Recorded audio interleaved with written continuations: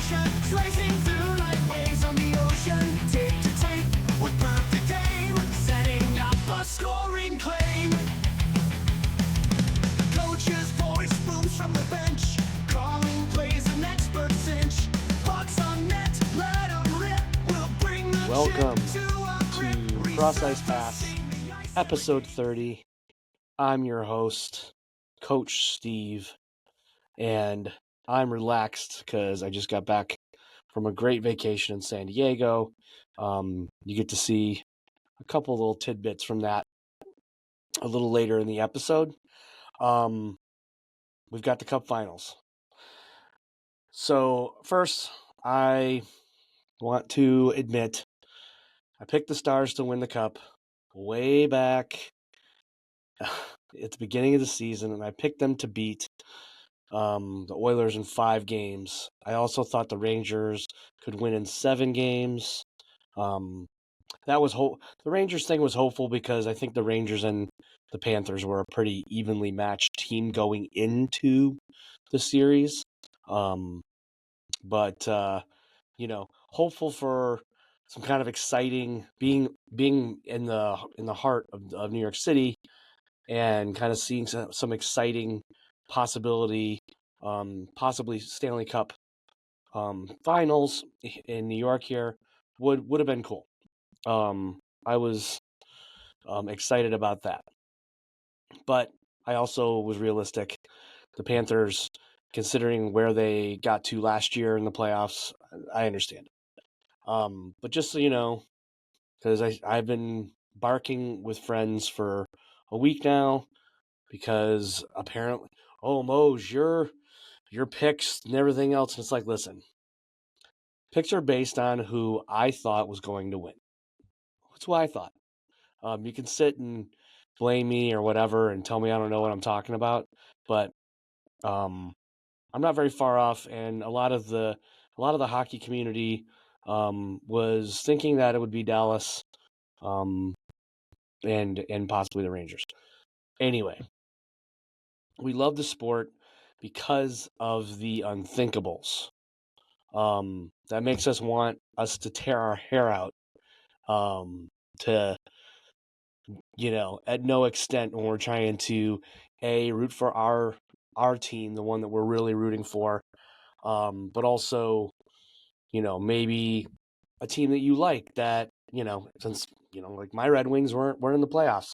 So, and being a New Yorker, since I've most of my adult life, I would have rooted for the Islanders probably, if they were really at the top, just so I can be in the middle of that, the love fest.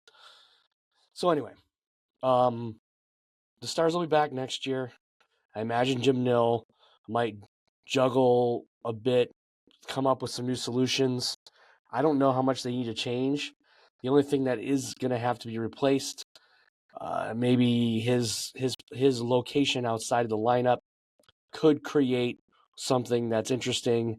It's really sad to see Captain America, Joe Pavelski. Very sad to see an awesome American player leave the NHL without a cup win. There are talks of should he be a Hall of Famer or not. Personally, I don't know. It's like his stats and everything else are kind of in a 50-50 draw. He's definitely going to make the USA Hockey Hall of Fame, if he hasn't already. He had such a great career in Wisconsin, and he's had such a great career as an NHLer. So, just sad to not see a great player like that end up on engraved on the cup. Then we have our HR nightmare in Corey Perry, now owning that he has played for 5 teams in the Cup Final, with only 1 win with the Ducks. I want to remind people of that. Corey Perry is hard to play against. He does get big goals even later in his career, so I wouldn't discount him, but I also wouldn't be surprised if he gets scratched again a game or two in the finals. I think But I'm just gonna start with my absolute pick, and then I'll explain why. My absolute pick is that the Panthers are gonna win in 5. Everyone thinks it's gonna be 6 or 7, but I think 6 or 7 is a safe um, thought, just because, oh well, it could go here, it could go there, blah blah blah blah blah. Listen, uh, the Oilers aren't ready for the Panthers in every aspect of the game, in every aspect of what has happened and transpired in recent years. But for both teams, for both organizations, I have said all season that the Oilers don't deserve to be here because they were terrible. They had that streak. They had to send Campbell away, and now, well, they are getting lucky. I'm sorry. Everyone can sit here and hubbub about it all you want. Uh, but with the production of Evan Bouchard, Drysdale looking like he's on a mission, longtime Oiler Ryan Nugent-Hopkins is on a tear, and yes, of course, the best player in the world in Connor McDavid. There is hope in Edmonton and Canada that there might be a chance Canada gets its cup back, as I like to joke about. The series is so spread out, though, with Game 7 ending June 24th. Game 1's going to be June 8th, and I know that they did that probably to avoid a little bit of the NBA NHL overlap when it comes to the finals, as well as these teams are 2,541 miles apart from each other. But on that note, you have a team in the Florida Everglades.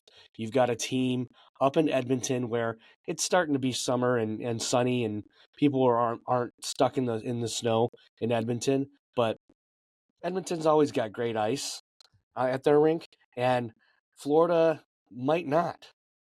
And I really wonder what that's going to do for performance players like McDavid.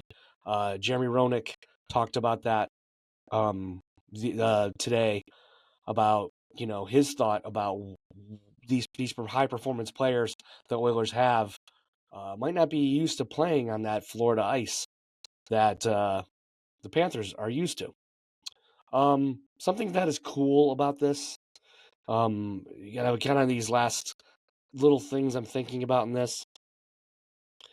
We know that Bobrovsky is a way better goaltender than Skinner. Skinner is lucky. I just have to say that. I'm going to say it again and again. Something that is cool in this series is how important drafting and acquisitions are in a rebuild. 2013, the Panthers got Barkov, second overall pick. Verhaeghe was also in that draft. 2014, you got, what they've been talking about all over social media, you had the Ekblad, Bennett, Reinhart, and Drysdale top 4 picks in that draft, and 3 of them are playing for one team. The 2013 guys playing for the Panthers. 2015, Connor McDavid comes, of course, the first overall pick. We thought he was going to be a generational pick, and he has not disappointed. 2016, Matthew Tkachuk comes. So even though the GMs that drafted these guys are in other places, or there's new leadership in place, it just goes to show you why drafting is important. And this episode is going to be a big part about a big thing when it comes to the draft and what we have in the end of June. I have to say, though, finishing on my little cup final talk, Bill Zito is the better GM than Ken Holland by far. Yes, I could easily sit here and say that's because I saw Ken Holland, dismantle the Red Wings and not know how to handle the Red Wings when they started not to get so elite. He walked in 97. They won the cup that year. It was so easy for Ken Holland to be a GM of the Red Wings. They were never bad in his tenure, and then when they were bad, he had no idea how to handle it. big contracts like Danny DeKeyser, Justin Abdelkader, or whatever. Ken Holland is not a great GM, and right now the team that is going to the Stanley Cup Final in the Edmonton Oilers is not his team. He didn't make it. All those guys were drafted before he showed up, and some of the guys that he's picked and brought on are gone. So Bill Zito, though, since he came in 2020, and all he did was just make moves. Brought Matthew Tkachuk from Flames, brought Verhaeghe, brought Forsling, Montour, brought in all these guys that are crucial to this team's winning. So congratulations, Bill Zito. I hope you win the cup. And as I said, in 5 games. And if I'm not, don't hang me. All right, it's just a guess. It's just my pick. This week, happy, surprising, not surprising, pretty unusual. There's a few good ones here. These are going to start to minimize because the sad part is we are getting near the end of the season. Happy, Pasta and the Czech team celebrated the gold medal win with a beer-filled 2-day party. Truly, it was a wild tournament with the USA and Canada being pulled away from medal contention. And the Swiss surprising everyone with the silver, and Fiala getting the tournament MVP. It was a pretty great tournament. I hope everyone got to watch it. I hope that you didn't have problems with NHL Network not showing it. I hope you also didn't have problems with the fact that I can't watch USA Hockey on ESPN, but I can watch all the rest of the teams on ESPN. ESPN Hockey needs to come up with a solution to fix that because I want to watch my USA players in my country, and I want to not have to buy a cable box to get NHL Network. So fix that, please, USA Hockey. The PWHL Walter Cup final was won by Minnesota in 5 games, best of 5 series. Even after Game 4 ending where Minnesota thought they won, it must have been heart-wrenching. They're throwing their gloves everywhere. They're throwing their helmets everywhere. And they come to find out that the goal was not counted. So that ended up taking the game to overtime. Boston scored pretty early in the overtime, taking the series to Game 5, where Minnesota won Game 5 pretty easily. So, hey, I do have to say, though, what a great inaugural season for the PWHL, filled with attendance records, a great product on the ice, and hope for young girls who didn't see their female hockey heroes in this light before. Now you get they're treated as they're doing the walk-ins, the fashion walk-ins on their way to the rink. They're you know they're out in the public. They're all over social media and a lot of media platforms. So congratulations, PWHL, on your great inaugural season.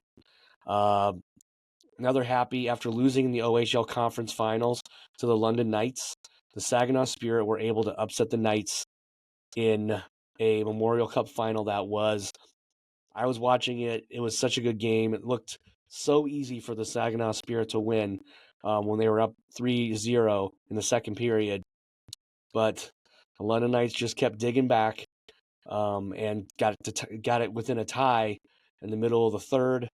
But then with 22 seconds left in the third, Canucks prospect Josh Bloom scored to lock down a cup win at home in the state of Michigan.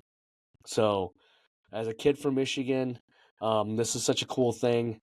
It's also, I also know that there's not the Memorial Cup tournament is usually in Canada. So it's a pretty cool thing for it to be in the States and in my home state. So congratulations to the Saginaw Spirit. Off the ice, ice hockey shows its big heart after a Dallas DJ plays La Bamba thinking he's trolling the Oilers not realizing that song has special meaning to Ben Stelter, the heroic kid and fan of the Oilers that unfortunately passed. So this DJ, you know, swallowed his pride, knows he made a mistake, and turned it into a $10,000 donation for the Ben Stelter Foundation. It's such what a great fix by this DJ. Also, lots of love to the Stars fans for contributing and getting past the fact that your team was battling with the Edmonton Oilers. So, what a great little story. My last happy thing has to do with our favorite Danbury Trashers owner, AJ Galante. I don't know if anyone else follows him on social media. I highly suggest doing it. It's really good content, and congratulations to him for getting back on the ice after 21 years with Daniel Amsbury and for a good cause. So, such a cool, so great to see a person that's been away from the game so long that has an obvious love for the game get back, be able to strap him up and get back on the ice. So congrats AJ. Surprising this week, this sports reporter Greg Cote, my goodness, for the Miami Herald, he gave us a Florida moment. I call it a Florida moment because there are states in the U.S. that are not really well-known hockey states. And of course, Florida's not a well-known hockey state. But it sounds like in his 50 years covering all Miami sports, that hockey is maybe out of his realm by saying this about Connor McDavid. He said Connor McDavid, he puts up big, impressive stats. Yes, fine. But should he really be called generational? Called the best player in the sport, when in 9 seasons, he has yet to lead his team to the Stanley Cup. Buddy, you are a watcher of a sport you don't know about. Plus, a comment like that, and 4 of the Panthers' big guns were drafted before McJesus. What about them? They haven't won a cup yet.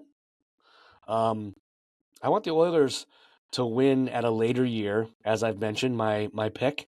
But I know he is the best skater in the history of the sport.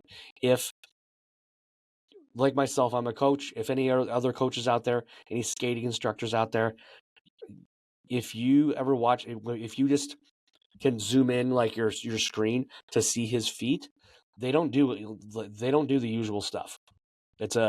He is a very unique person. He is a very gifted skater, and I think he's probably I would just note him as the best skater ever, and I mean ever. And there's some great skaters that we've seen over the years: Sergei Fedorov, Pavel Bure, Paul Coffey, you know, and the list goes on. But man, nothing like Connor McDavid.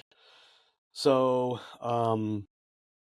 I want the Oilers to win, or what did I say here? I think Greg Cote, even though he has a storied career, I don't want to sit here like some other social media and other people are saying, oh, well, he doesn't know what he's doing, blah, blah, blah.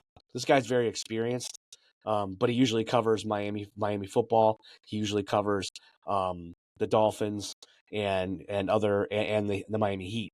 So stay in football and basketball. And also, if you're trying to troll Oilers fans, if you really want the Panthers to win, as the saying goes, don't poke the bear. I wouldn't poke the best player in the world for him to get mad at you, so he has to just show up. That you just gave him fuel for the fire. So congratulations, Greg Cote, on doing that and making it harder on your team, the Panthers. Not surprising. This is a cool one that I saw today happen. The Bally Sports Detroit Red Wings broadcast team is named the best in the NHL in an NHL fan-conducted survey with Mickey Redmond's. If you've never seen a Detroit Red Wings game, Highly recommend it, even if it's the Red Wings are playing your team. Just one time, switch to the Detroit coverage. Mickey Redmond, he has fun. He really has a funny speech. He doesn't like to swear. He doesn't like. He's such a good, wholesome person. He says things like "holy jumpin'," "bango." He's built like a fire hydrant. Tell the boys to have a ginger ale. Also, post game, he takes off his suit coat for a comfy Carhartt fleece jacket. Um, you know, Carhartt's a Detroit brand. But then there's also Ken Daniels calls some of the best game with lots of excitement and knowledge. And the rest of the team from Chris Osgood has really turned into a great broadcaster. Um, Jimmy Howard is working on becoming a great broadcaster. Larry Murphy's been around for a while. Trevor Noah is great. And John Keating, who kind of starts the whole thing with the pregame and postgame stuff. It seems like all these guys have a few ginger ales together often. I love what they do, and as a Red Wings fan, I love watching. It's like anything in the world that is a job or anything like that. Um, it's really great to watch people really love the thing that they're doing and the thing that they're creating together. So, congratulations to the Bally Sports Detroit Red Wings broadcast team. I apologize if I'm missing anybody on the team. And yes, I know that there is a big number of people behind the scenes to help these things be made. Unusual this week.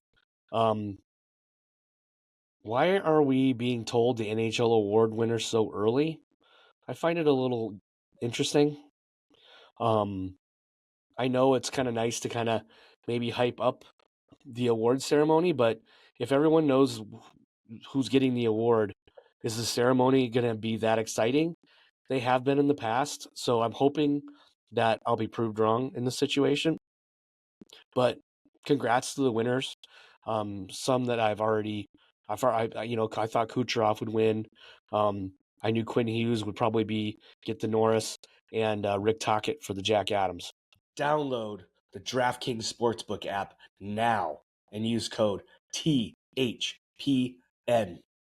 That's code THPN for new customers to get a no sweat bet up to $1,500 if your first bet doesn't hit.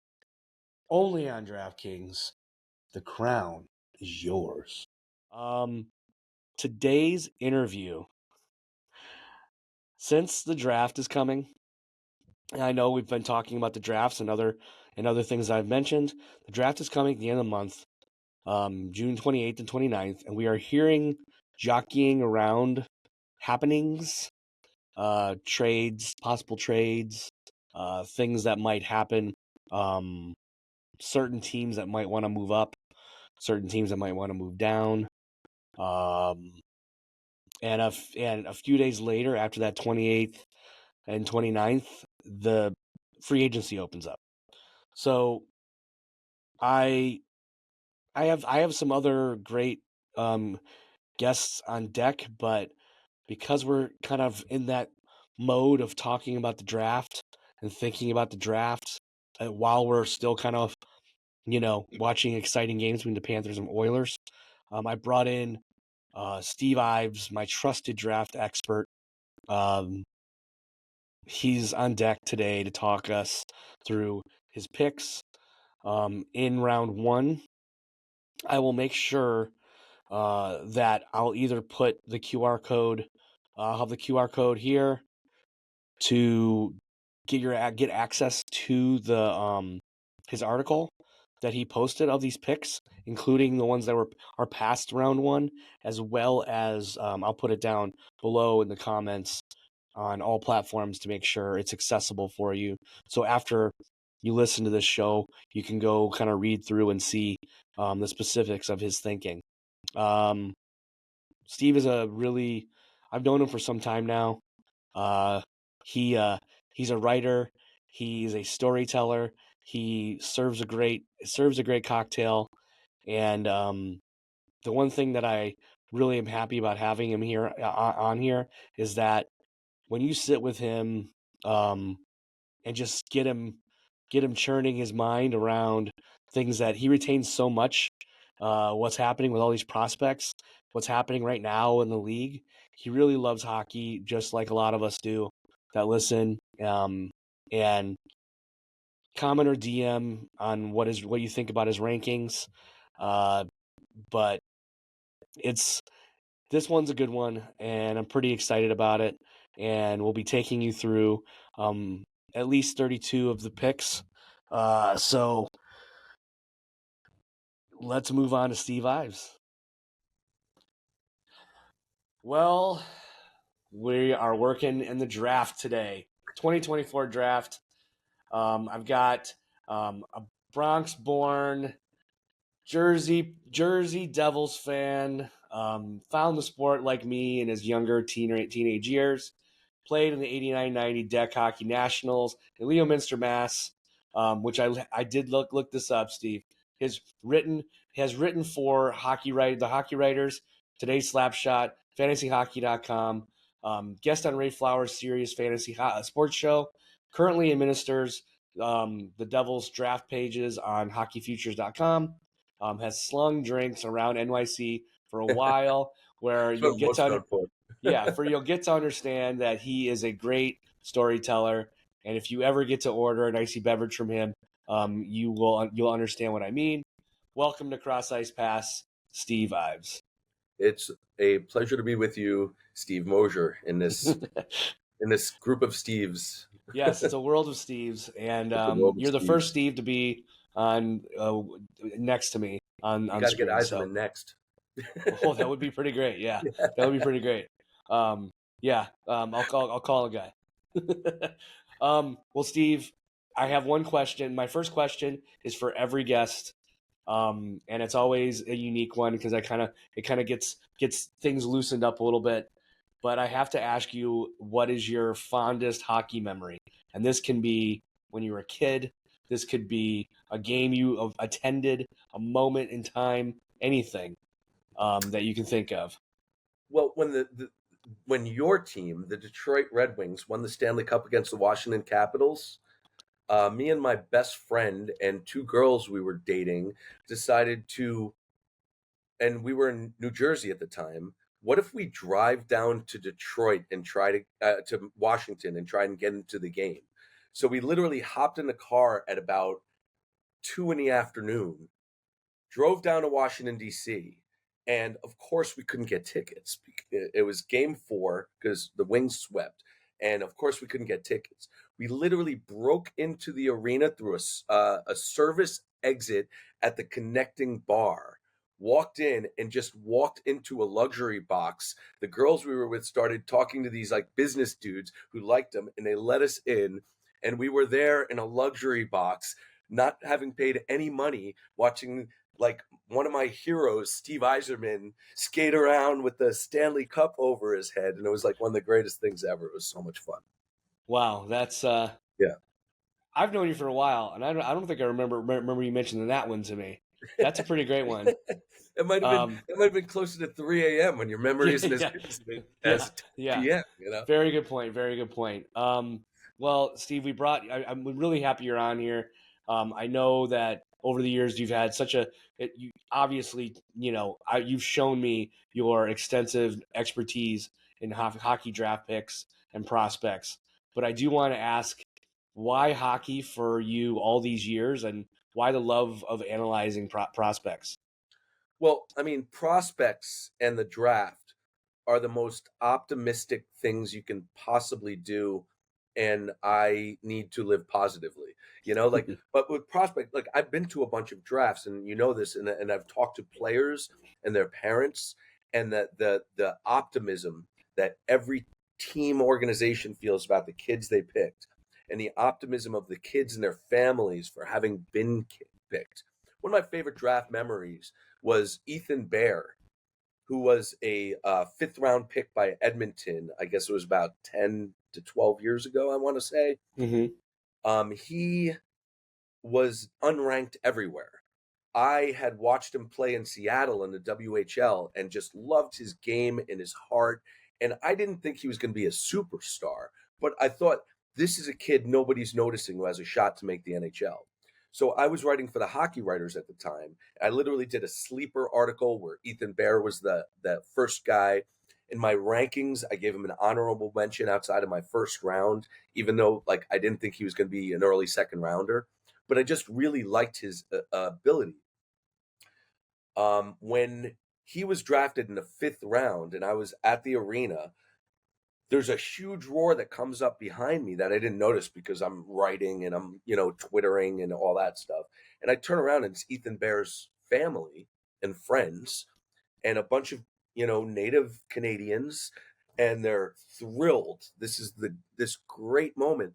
And I walked up to them and I showed them, on my phone the article that I'd written about him, and they were like, "Oh, this is one." They were like, his mother was thrilled, and it was just it's such a positive thing that all the cynicism is later on, way onto their careers. Why is this guy not performed up to this or whatever?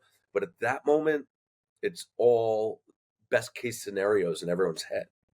Yeah, and all that work that the thing is when you first sign your kid up for hockey, I'm sure you don't have any intention that he's going to be sitting there possibly being drafted. And Yeah, then but then as the years go on and you go from an A team to a double A team to a triple A team to major juniors to like all these things and start to build that up, and the all the work and travel and cost that goes into that. And then I'm sure that like spark of a moment, those like 5 or 10 or 15 minutes or maybe even just that full day is like, wow, all that yeah. work, all that money that we put into this, and we're here. So that's a great story about Ethan Bear. Plus, we all love you gotta love that guy. He's still a good player in the league. I'll be honest with you. Like the Devils need a 7th defenseman, and he's a lot better than Brendan Smith. Like I'll take him on my team next year. Yeah, And like a lot of teams can use a guy like him just to be. I mean, he's solid both ways. I mean, he's we know he's never going to win a Norris Trophy, but he's in the best league in the world. And he's a capable defender and player with the puck in that league, and that's a huge accomplishment. yeah, for sure. Um, on that note, I think the thing that by the way, folks that are listening, Steve texts me every year, gives me his rankings, and they're always really great. Or I'll go meet up with him when he's working or something, be like, hey, what about these guys? And so I'm so happy to have him here. But in your article at the beginning, you mentioned that this 2024 list is one of the most difficult that you've ever had to deal with. Yeah, Um, it's between, to me, there's two guys at the top. There's Celebrini and Demidov. From 3 to 15, there's normally several tiers you drop. 3 to 5 are like elite guys, and 6 to and it drops a lot. This particular draft from 3 to 15 is closer than I have ever seen it. That's pretty impressive. So while you guys are listening, I'm gonna have right here on the screen the QR code. You can actually kind of follow along if you'd like, or you can read his rankings post. So and we'll have the link around as well. So um, let's get started on this list. I think before we get started on the list, though, Steve, talk us through your process of not only the fact that you probably have all tons of paperwork, tons of emails, tons of links, tons of videos. What's the process for you to kind of approach these rankings? Well, I mean, the way I watch players is I watch them with the notebook. I watch games with the notebook, and I'll write notes. And like I was telling you before, I will, I'll watch an WHL game to see my 7th ranked guy, but then I'll see a guy that's eligible next year, who is on the other team, who's also really impressing me with his skating and his puck skills, and I'll write it down in a note. And then the next year, when that guy's draft eligible, I'm rummaging through my unorganized notebooks to try and find my notes on that guy and then incorporate them with what else I have. I have tons of notebooks of notes. My personal process, what makes me a little different, is that I have a far higher emphasis on intangibles, hockey IQ, and compete level. A lot of draft analysts think that those are things that you can create in a player after you draft him. I think that they're more intrinsic, and therefore you'll notice that the guys on my list that are ranked higher than consensus generally are really good in those two areas. And the guys that are ranked lower than the consensus are generally lacking in those two areas. I think that if you are a guy that works hard every shift and you are a guy that thinks the game at a high level, it plays up all of your physical tools. Your skating doesn't have to be good because you're in the right place. Your passing acuity doesn't have to be as good because you're making smart puck decisions. Everything plays up if you have those qualities. Yeah, no, it's so important because it's really hard to put all of that on and think that all that exists, because it doesn't. I mean, but yeah, those really high level pieces are how you construct a really championship level team. If you have everyone kind of fits the mold of, oh, well, they're super fast and they have a great shot and they can stick handle around everybody and things like that, you're not going to really have probably a well put together not only team but organization in general. Well, a great example, really quick, would be a few years ago, I had Moritz Seider ahead of Philip Broberg. I think I was the only person in the entire industry that had Moritz Seider ahead of Philip Broberg. Broberg was bigger, Broberg was faster, Broberg had a much harder shot. Why did I have Moritz Seider ahead of Philip Broberg? Because Moritz Seider to me had an elite compete level and an elite hockey IQ. Broberg has a solid compete level and sometimes makes questionable decisions. This is why right now Moritz Seider is a top pairing NHL defenseman, and Broberg is struggling to stick on the third pairing of the Edmonton Oilers. Right. Yeah, no, and when you mentioned that to me, I was like, I don't know. And then of course, he wins the Calder, and I'm Yeah, like, all right, Steve, yeah, you were right. I nailed it on Seider. He's one of my notches. Yeah, yeah, yeah. And just for you guys to know, of course when I talk to Steve, I either talk to him about the Red Wings or the Devils, but I'm also curious about everybody because Steve is, like he says, he has tons of notebooks, but also you have, I don't know how you store all this information in your brain, but you have a It's at the tendency to expense of have, actually useful information. yeah, I don't know yeah, where my keys are, but I know right. who's the sixth best guy in the draft. Yeah, no, for sure. Well, on that note, let's get started because I think everyone probably knows what number one's going to be, and Macklin Celebrini. Talk us through what what you personally feel about this kid and what he could do for, sounds like the Sharks might be the team to get him. So Yeah, I think if you're a betting man, Steve, yeah, yeah, I think the smart money is on. Look, Macklin Celebrini is the number one most important thing you can have on your hockey team, which is a bona fide number one center who does everything at an amazing level. There's no not high level thing about him. Talking about him is almost boring because he's just so good at everything. Hockey, he's character, intelligence, speed, puck skill, shooting, instinct, everything. He's defense. He has it all. And I mean, honestly, the shorter you talk about him, the better, because all we're gonna do is repeat what everyone's saying about this right. kid. And you know what? When everybody says this kid's gonna be great, the smart money is this kid's gonna be great. Yeah, and of course I'm not going to do this about everyone, but I do have a question about Celebrini in comparison, because Bedard has obviously had a year and shown that he deserved to be number one and deserved to be so high last year. What would be a comparison of Bedard when he was drafted to Celebrino when he's drafted. I think the highest thing that you can say about a player in the draft is generational, and the word is the perfect word, generational.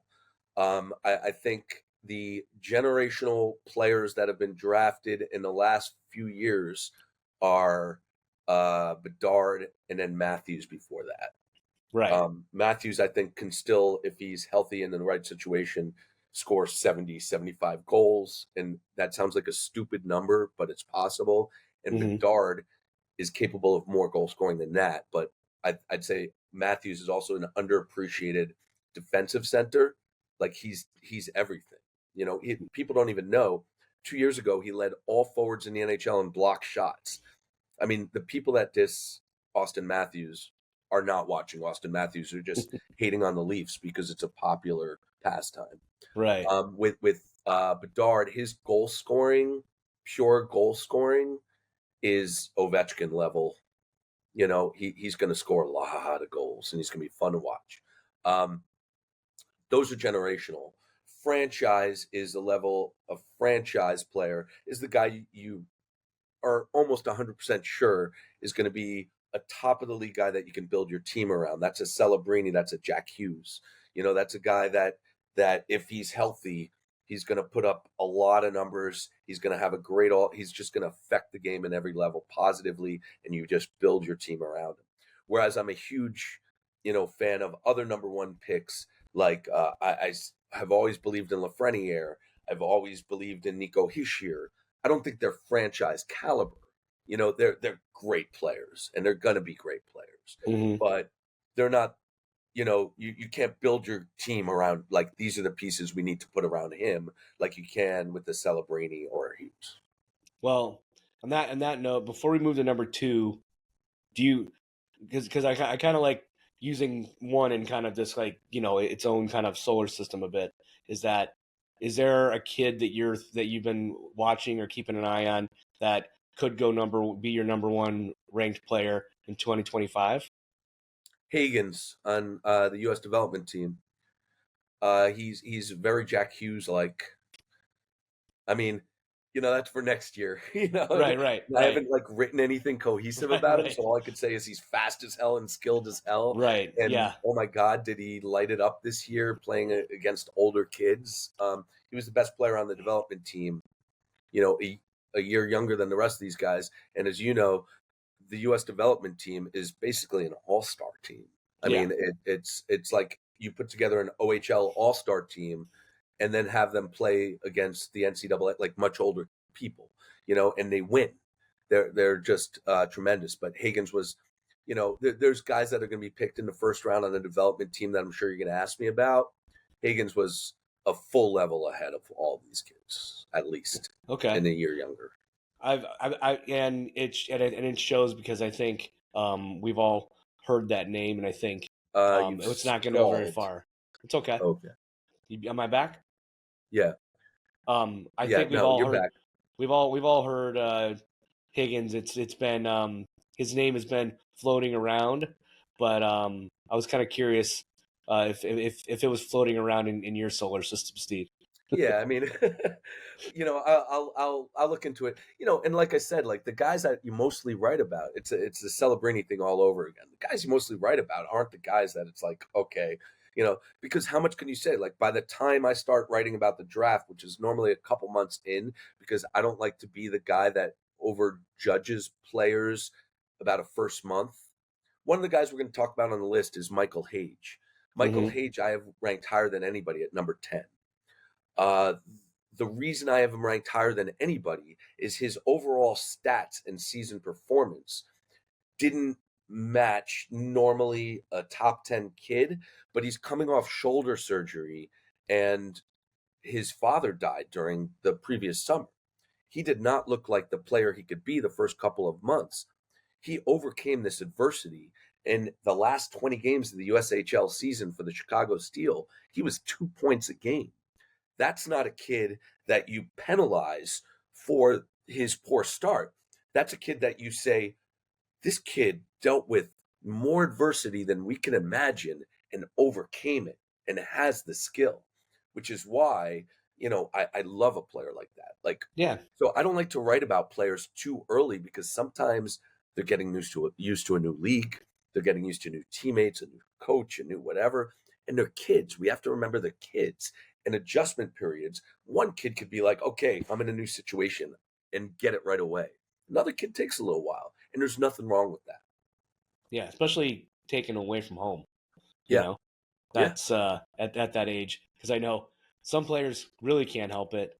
Especially, some of the guys that are coming from other countries and things like that end up in the CHL or they end up in college or something. David Pasternak, his adjustment to the SHL was not that good. And he had injuries. These were the things that dropped him to the 20s. We look at David Pasternak in the 20s now, and we're just like, what were you all thinking? Right? Yeah. Yeah. All right. Well, let's kind of start digging through these numbers. Okay. Let's talk about your number 2. Demidov is special. And one of the places where I slightly disagree with some people who have him ranked lower down than 2, I have him closer to Celebrini than I have him to the rest of the class. I have him, he's in some ways, he's similar to Michkov, who fell to 7 last year because of Russianness, and that's a whole different podcast for you. Right. But Demidov has the number 1 higher than Celebrini combination of puck skills, puck handling, offensive IQ. Celebrini, I'd say, overall has a better IQ. Demidov with the puck has a better IQ. And his passing is just so creative. You can't compare him to a hockey player. You have to compare him to Monet. You have to compare him to John Lennon. He's an artist with the puck. The things Wow. that he thinks to do with the puck at high speed are absolutely off the charts amazing. He's also got an incredible compete level. He's a really hard worker, and he's a good two-way player. People like to assume that Russian offensive stars do not play two ways. It's almost a weird stigma. Demidov does. The only reason he's not on the level with Celebrini for me, and this is not a knock on Celebrini, this is a pump up of Demidov, is because he's not as good of a skater and he's smaller. He's 5'11", 170, I think. So what he is, and he's also not a center. So what he is he is a potentially franchise caliber winger. If Chicago drafting number 2 puts him, the best passer in this draft, best puck handler in this draft, more than Celebrini, on a line with Bedard, look out. That's pretty amazing. Yeah. Yeah, no, I was, because you definitely you have all these different tunnels to find all this stuff up, and I'm like, who is this kid? And I saw his name a few other places when I was kind of researching our conversation. But man, you're right, and it's exciting. It's exciting to think that he could be dishing apples to Bedard for sure. So Yeah, let's talk. Let's go to number 3. Speaking of centers, Caden Lindstrom, yeah, love him. Love him. He's been knocked down lists for we just mentioned Pasternak, for injury. And we have to remember that there's a recency bias that's natural among people watching prospects. You've been watching prospects. It's the end of the draft. You're putting your notes together. You're a big name prospect writer and your list is due. And you haven't seen this guy since the beginning of the year because he's been out with an injury. And yet you've been watching this other kid who's also great, because everyone at the top of the draft is great. What Caden Lindstrom gives you is 6'4", fast as hell, incredible shooting, scoring, ability to fish out rebounds and deflect pucks by the net, incredible forechecker, super high motor, and more puck skill than people have given him credit for. He's an intelligent player. His ceiling is incredibly high, which is the reason why I put him ahead of these other guys on the list that I also had recency bias for. Because to me, if you have a 6'4" guy with elite skating and elite shooting, elite motor, puck skills, intelligence, and he hits on all of it, he's going to be, again, closer to Celebrini and Demidov than he is to the rest of this list. Yeah. No, and I've seen some highlights of this kid. He's he's he's actually, as they would say in certain states in this union, he's wicked fast. Yes. So Yeah. it's Yeah. and for his size, this is wild. Fantilli is a very good comparison for him. Mhm. Fantilli was more polished at the same age, and a lot of it is because Fantilli had a full season at a higher level in the NCAA, whereas Lindstrom is a little lower in the WHL. But you're talking that type of player. Maybe at their peak, Fantilli scoring 109 points and Lindstrom scoring 96. But he's the same type of player. He's making a difference physically. He's backing up the defense with his speed. He's winning one-on-one battles, and also he's scoring highlight reel goals. I'll take it. Yeah. Yeah. The thing is that you mentioned too in your rankings, to kind of the intro in your rankings, is that how many this is a pretty defensive heavy list that you have here. So I think that gets us to move to number 4 with this kid that won with Denver. Yeah, Zeev Weem. Okay, so when we're talking about the defensemen and how I have them ranked, this is where what you asked me before, which was a really good question about 3 to 15, comes into play. You have at left defense, you have Weem, Dickinson, and Salayev and Solberg at the top of the draft. They're all terrific players. It's more, to me, it's less who's better. It's less like, oh, why do you like Weem at 4 more than Dickinson at 5? I mean, you're flipping a coin. If Dickinson is better than Weem in the long run, it's not going to shock me. But I have what I like, which is why I gave him that number. And Weem has the highest hockey IQ of any defender in this class. He is so smart with the puck. His ability to make quick reads and adjustments against much older competition in the NCAA, and we saw that in the Frozen Four, is already at an NHL level. And as you know, the development arc for reading the opposition for defensemen gets way higher in your 20s. And he's already doing it at 17, 18. He is also a very good skater. He's an incredible passer. He's a dangler. He can shoot the puck well. And unlike most defensemen that put up the type of offensive numbers that he does, he's defensively not only reliable, but very good. Yeah. He has the ability to adjust his game based on situation to a level where if you're up 2-1, he's a different defenseman than if you're down 3-1. He is like the king of adjustment on the fly. He's a tremendously smart player. Yeah, and he was also, just because I watched a lot of NCAA this year, he literally in the national championship game, he bottled up Cutter. Oh yeah. He did. One of the best players in the NCAA. Absolutely. And he just annoyed the crap out of him. Yep. And Cutter didn't even score a goal in that game, I don't think. Yep. So, and if you're looking at the other, because his numbers are comparable. You're talking about the defenseman that put up the offensive. Holy cow, he scored that much numbers. It's him. It's Levshunov. It's Perek, right? Levshunov, you probably saw a lot because he's Michigan State. He is mostly good on defense, but still prone to errors under pressure and in pace. Perek doesn't even bother with defense. He's a riverboat gambler. He's just going to score his points. That's what he does best. Weem is able to put up similarly impressive offensive numbers and do exactly what you said. Can shut down, and so rare, and that's why he's my number 4 overall. Well, on that note, Steve, let's move to number 5 with Sam Dickinson here.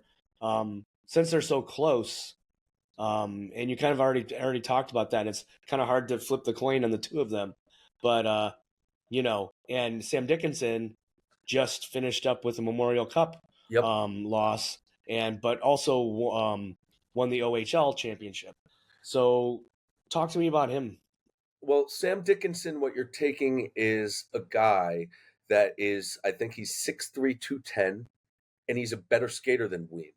His athleticism, his but also he's also smart. He's not Weem like superpower smart, but he's a very smart player, and he is very competitive. He's willing to play physical. He pays attention to every aspect of the game, and he's improved all year long for London. He was great in the Memorial Cup, the whole playoffs.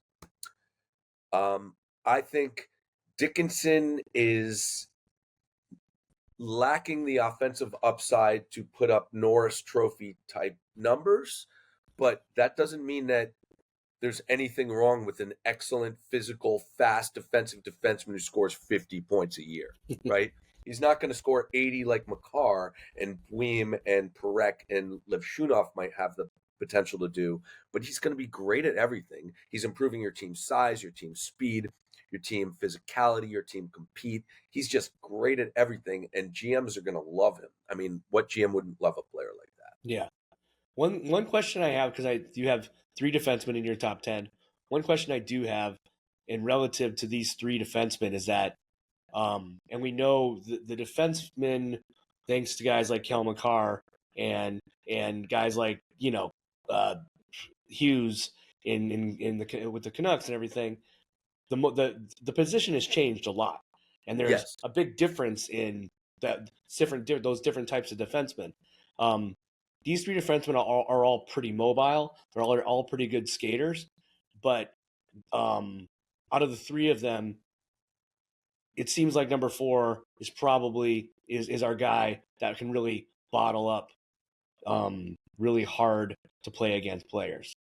Well, so can Dickinson. Dickinson has shutdown potential. All of my top defensemen in this draft have the potential to become guys that you want on the ice with a 1-goal lead and 1 minute left in a playoff game. All of them, and that's what more can you ask for than a guy that can produce points and also shut down the opposition? I would say Dickinson has more defensive upside than Weem. Right now, I'd say they're even. But when you're 6'3", 210, as opposed to Weem, who's, I think, 6'0", 175 or thereabouts, you have the ability to, bottle up a Brady Tkachuk in a way that, like, Weem's got to do different things. He's got to outthink him. He's got to be ahead of him on the puck. He's got to out-anticipate him. Dickinson can also bully a guy, and that's the one thing that Weem is not capable of, physically bullying a big NHL player. That would be a weakness if the player were soft, which obviously we saw Weem. He's not, Right. which is why I love him and why you love him.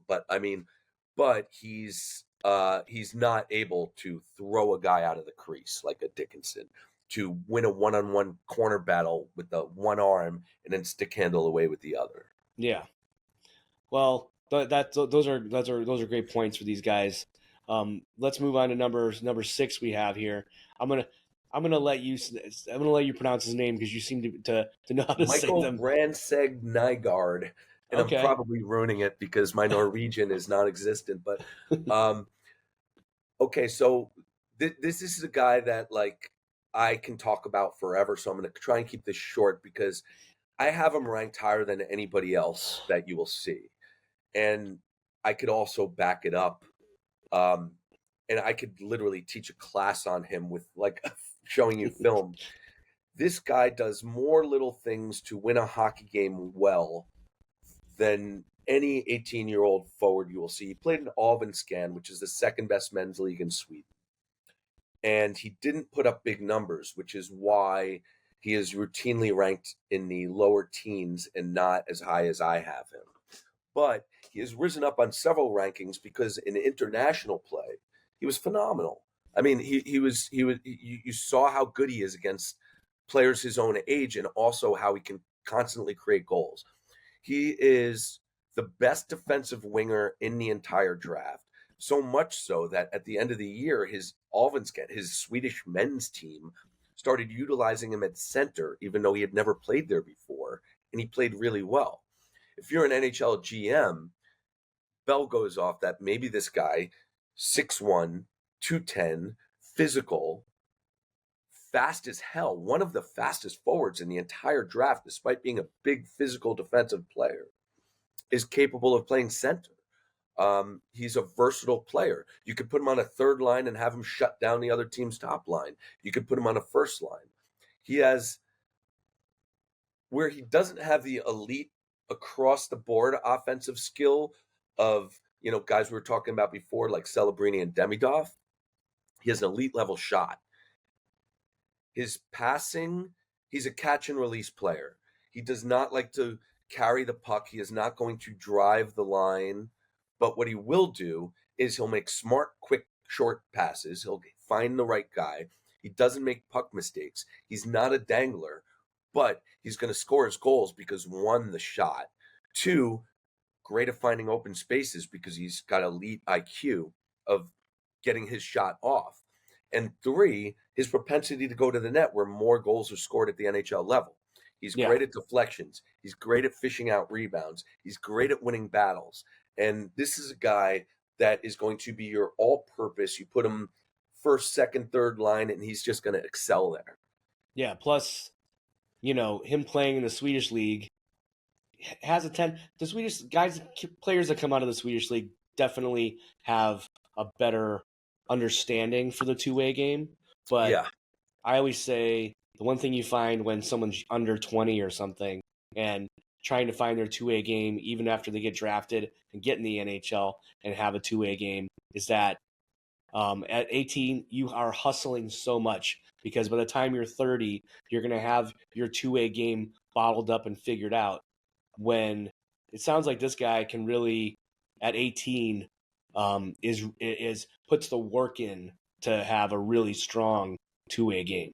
Yeah, I was asked for a comparison of him, and this might be like really high, but because I have him ranked number 6, I'm going to stick with it. Faster Mark Stone. Okay. I think he's got that potential impact if he hits on his ceiling. Interesting.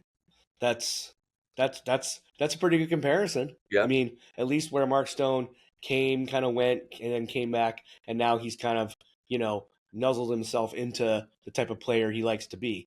So, talking about Consta Helenas, who you have at 7, the thing that I love how you wrote in this about the fact that his hockey IQ rivals Celebrini and Demidov. Yeah. Talk to us about him. When you asked me before about why I rank intangibles so high, Hellenius is a kid that is very good across the board in all of his skills, but lacks an elite skill. He's also 5'11", 175. You normally don't see a 5'11", 175, very good but not elite skating, not elite skilled center in a top 10 list at all. You maybe, late first round if they're really good at everything, but lack that elite skill. The difference with Hellenius and why he was so incredibly effective in the Finnish Liga, which is a terrific league, men's league, as an undersized center, is because this guy's always thinking 4 steps ahead of the play. He's always in the right place. He's always working his tail off. He is, I think I've seen him in 8 Liga games, not including international competition. I don't think I've seen him make one play where it's like, oh, he'll learn, or oh, that was bonehead, because even with the best players, we see that, right? Hellenius he's just so advanced in his thinking, and he's so savvy and mature in his game, and also he works so hard. It plays up all of his tools to where you think he's an elite passer and you think he's an elite puck handler, but what he's really done is not have the tremendous hands and edges to just turn a guy inside out. He's literally anticipated, I think this defender is going to do this if I do this, and he's anticipated it right. So he's gotten around him without the puck skills of a Demidov. He's a Interesting. tremendous thinker, and he's got a huge heart. I'm a big fan. I think he's going to be maybe not a number one center in the NHL, but an elite number two center. And to me, that's pretty good. And an elite number two center, as you know, you could slot up to number one. You might not Oh win yeah, the yeah. cup with him as your 1C like you would with the Celebrini, but can he be a Nick Suzuki? Absolutely. Yeah. That moves us to number 8. My boy Levshunov, at Michigan State. Yeah. In my eyes, getting to watch the amount of games that I did to get to see this year, he really plays like he's not a freshman. I mean, Belarus is coming up with some really interesting defensive prospects in the last few years, and I think their overall program is getting better, and you'd probably agree. He might be the best Belarus draft product ever. I mean, he's his potential. I mean, he's 6'3", he's 210, he skates well, he's got the same athletic on the right side as Sam Dickinson does on the left side. The reason I have Dickinson a little higher, and like I said, they're so close. So I mean, it's not really I like one much better, but is because Dickinson is a little more polished in his game, where Livshunov is still willing to sacrifice a little defense for offense more than I'd like, and I think that's going to get coached out of him. And he's also a little more mistake prone. You could force him into mistakes under pressure, whereas it's harder to do that with Dickinson. But Levshunov's potential, he's got better puck skills than Dickinson. He's got more offensive potential. He's got a better shot than Dickinson, and he's capable of higher end creativity in his passing game than Dickinson.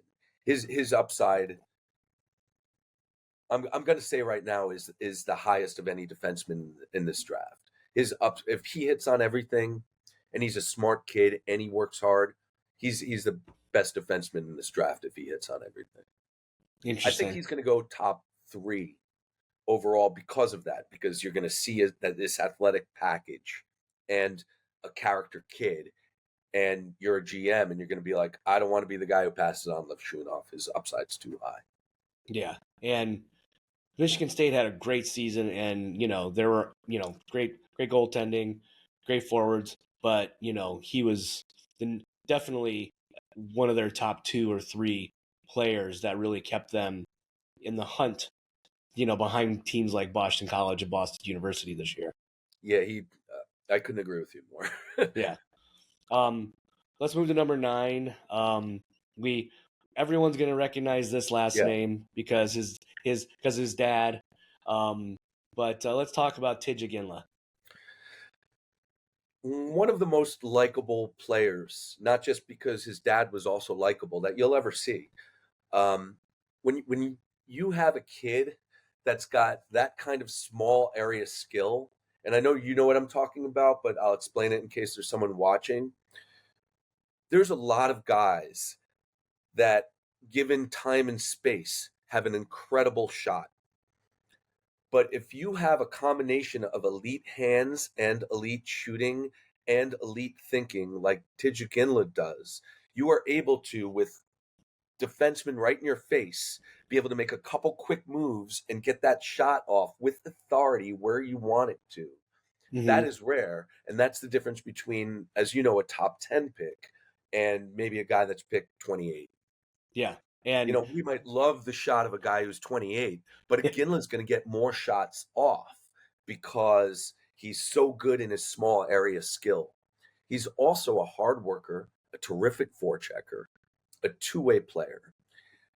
And all of this mix gives him a higher floor, which is to say that even if all of his offense doesn't hit, and I think it will, and I'm sure you would agree with me, but even if it doesn't hit, he's still a 20-goal third liner. He's still a good NHL player.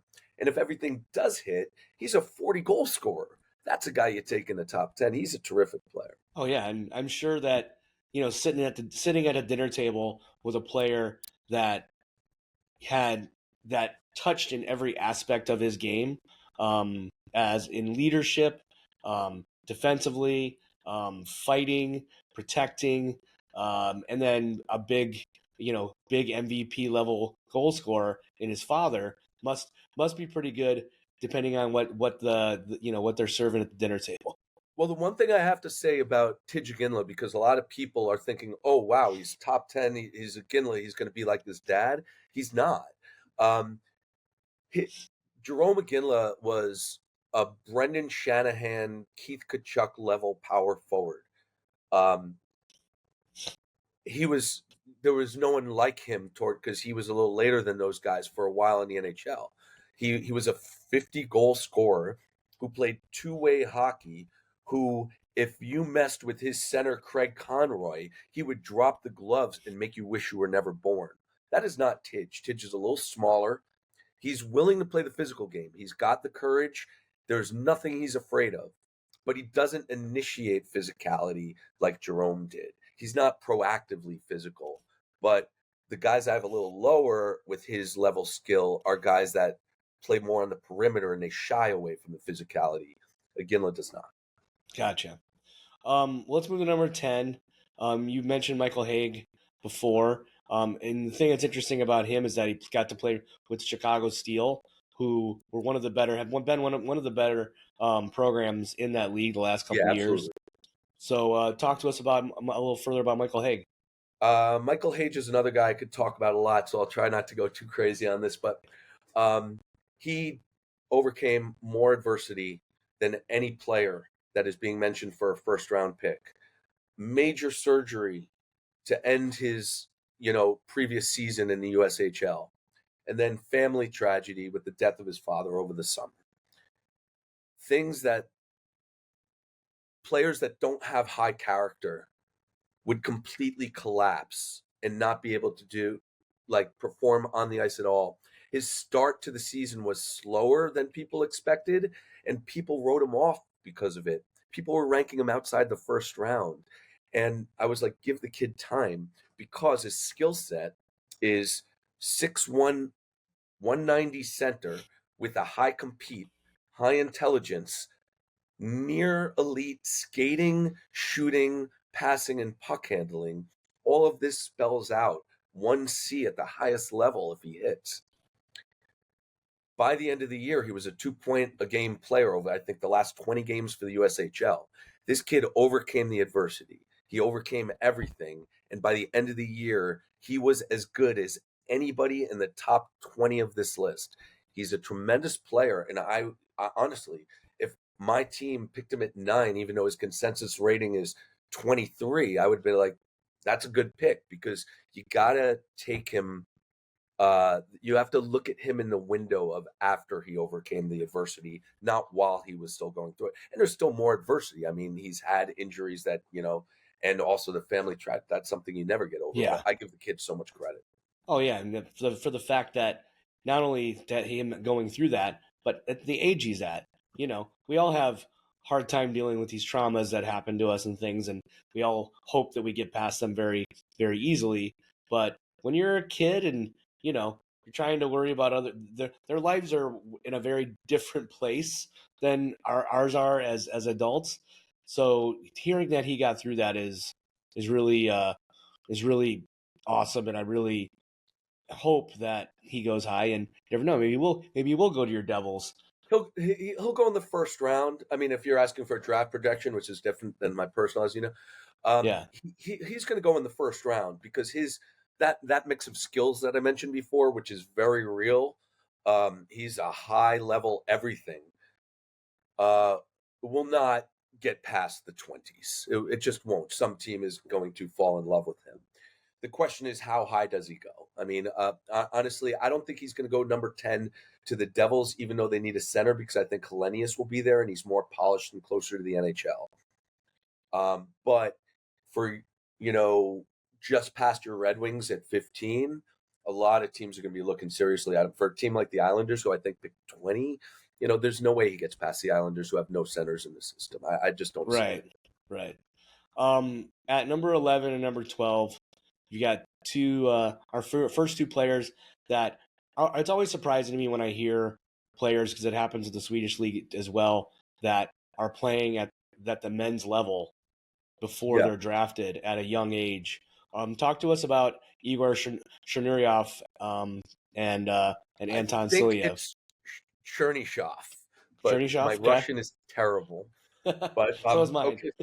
So what he is a prototypical NHL style power forward with a few high level offensive abilities and one elite offensive ability, which is why I have him a little higher. I think the consensus has him mid teens than most people because I love the power forward. Chernyshov skates well. He is unbelievable on the forecheck. He is a good defensive forward. He is extremely physical. I'd say he's a little more physical than Nygaard, but it's close. He lacks Nygaard's polish and ability to think 3 steps ahead of the play, but he's a very good reactor. Whereas he's Okay. not anticipating like the highest IQ guys, he's making the good decisions like the next tier of IQ guys. And his one elite ability is his puck handling. This guy puck handles like a 5'9" speed forward. And when you combine that with the bull in the china shop power forward, that's I think he's 6'1", 205 or 6'2" maybe, it makes him really hard to stop for an amateur defenseman. The way I described him, which a bunch of people laughed at, is he could stick handle a jelly donut through an anthill. And I think that's accurate. Yeah, I like that. I was gonna ask you about that one because the other thing is because you use donut and anthill, and his size and the way that he crashes the crease, kind of made me think about another Russian player that we haven't seen as much in the NHL as they've seen in the KHL, which is Radulov. Radulov is just kind of, a forward jelly donut type as well. Yeah, I remember seeing Radulov when he was playing with Quebec in the Q, and he was something else. I mean, he was at that age, man. Like he would make moves where you just see like, I mean, kids just didn't know how he got past him, and he was already 4 steps past him. He was something else. Yeah. What about this kid this defenseman Anton Soliev? Salayev is a freak, and I have him a little lower than the consensus. But again, I'm going to say I'm not knocking this player. I just prefer this because of this, but I love him. He's 6'7", and he's not a great skater for 6'7", as we often hear. Oh my God, he skates really well for a big man, and then you see him at the NHL level, and they're an average skater. This is a guy who is a terrific skater for a 5'10" skill forward, and he's 6'7". So what does that mean? It means with the wingspan and with his speed and his edges, he's bottling up half of the ice single-handedly. Yeah, That I'm alone, sure. if everything else was average, he's an NHLer, right? Yeah, But he's also a good defender. He's smart. I wouldn't call him like an elite IQ guy like a Bloom, of course, but he's smart. He makes good puck decisions. And the question is his offense. I think he's going to be a shutdown NHL defender. He's been compared to Hedman, which is unfair to him because he does not have that level of puck skill. His off puck ability is as good, if not better than Hedman at the same age, but I don't think he's ever going to be more than like a 30, 40 point score, but that's fine for a fast 6'7" Yeah. shutdown defender. So I really like him, but just don't expect him to light up the scoreboard.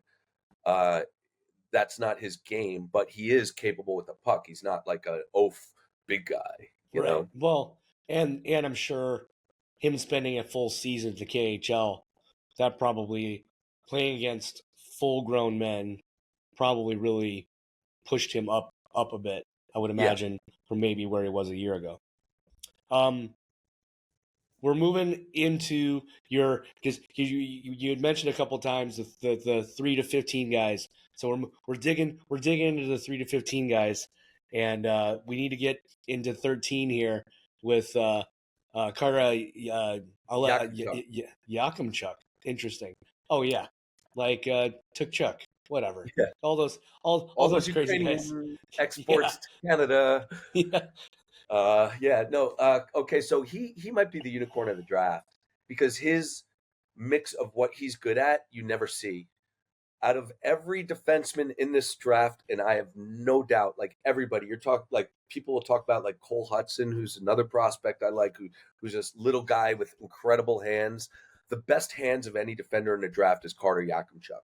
This guy might be the best stick handler at any position in the entire draft after only Demidov. He's that good with the puck. He can Wow. dangle. He's a highlight reel waiting to happen. His other absolutely elite skill, which you never see these two hand in hand, is physicality. He reminds me of Dion Phaneuf. This guy, maybe too much, seeks out the big hit.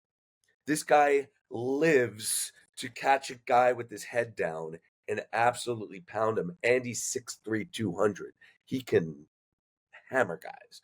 He's Yeah. not the most physical defenseman in the draft. We're going to talk about that guy very soon, but he is he's in the conversation, and he can also put up a lot of points. His hands, like you have to, when you're forward in the defensive zone and he has puck control at the blue line, your gap is so important because he can Quinn Hughes, Cale Makar you and have you on the wrong end of the poster really quick and be in straight line to the goal. He's going to score points at any level, and he's going to be very physical at any level. The question is the consistency of his defensive game, which he leaves at this point sometimes for offense and for the big hit. He got better with it during the year, and that progression is one of the reasons why I really like him. And his upside is huge. Can he be the best defenseman in this draft class? Yes, he can. That's pretty amazing. I mean, to have those kind of hands, that even at 13 at a defenseman is pretty great. Yep. That's pretty great. That's a pretty great write up for you for him.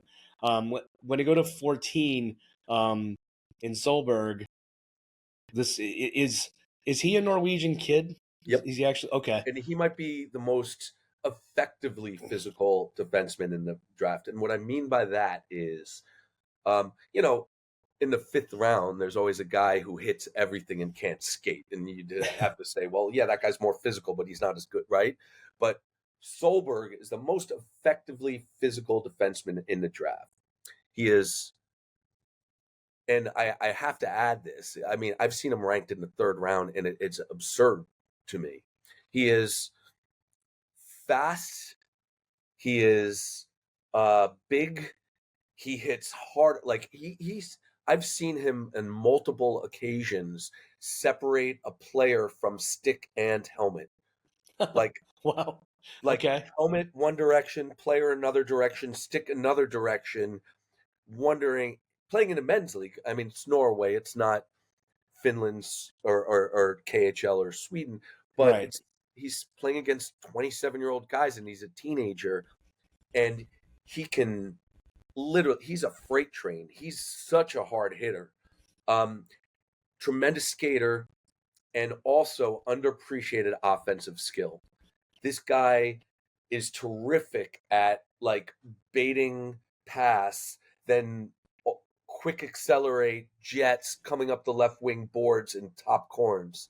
He's literally going to affect the ice on every degree, and he's actually very similar to Sam Dickinson, who I have at number 5, in size, physicality, style of play. I'd say Dickinson is a little more polished with the puck, and Solberg is more physical. But I mean, there's a reason I have this kid in my top 15 and consider him in the same tier as the elite defenseman. I love this kid. Well, I mean, there's nothing better than a hard hitting defenseman, and when that's your first thing that you write about him, that's pretty exciting for me to get to see where he goes and what he ends up doing in the NHL level. I don't think he goes as early as I said. Mm-hmm. But like he's the kind of, like Nashville, I think, picks 21, 22. He's the kind of player that Nashville has made a living for their entire existence. Like, we're going to find this defenseman that nobody else believes in as much, that's better than anybody thinks. We're going to develop him right. And then everyone's going to be like, holy cow, where did he come from when he's one of the best defensemen in the NHL? That's what I see with Solberg. Yeah.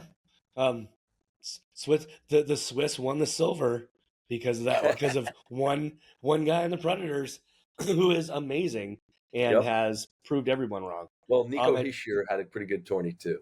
oh yeah, yeah. Well, and Fiala got the MVP. Yeah. The number 15 is Berkeley Canton, who played at Spokane. Jeez, oh, crime me. Everything got caught in my mouth there. You can call them the Chiefs. That way you can just Yeah. play I know for where the they're Chiefs at. in the Yeah. WHL. It's easy to pronounce. Yeah. Talk to us about this kid. In terms of offensive skill for a forward, I would rank him ahead of guys that I have on this list. He's probably third after Celebrini and Demidov. The reason I have him a little lower on the list is not because I don't like his offensive skill. He's a high end. His offensive IQ is off the charts. His passing is off the charts. His puck handling is off the charts. He's an excellent shooter.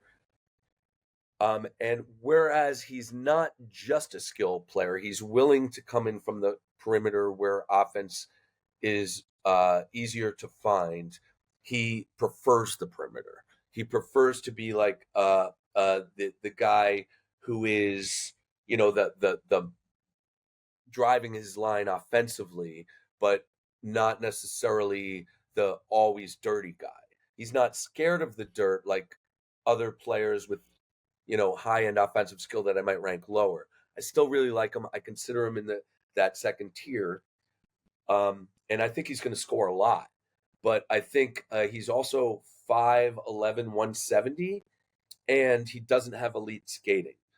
If he was either a little more physical or a little faster, I would have him higher on this list.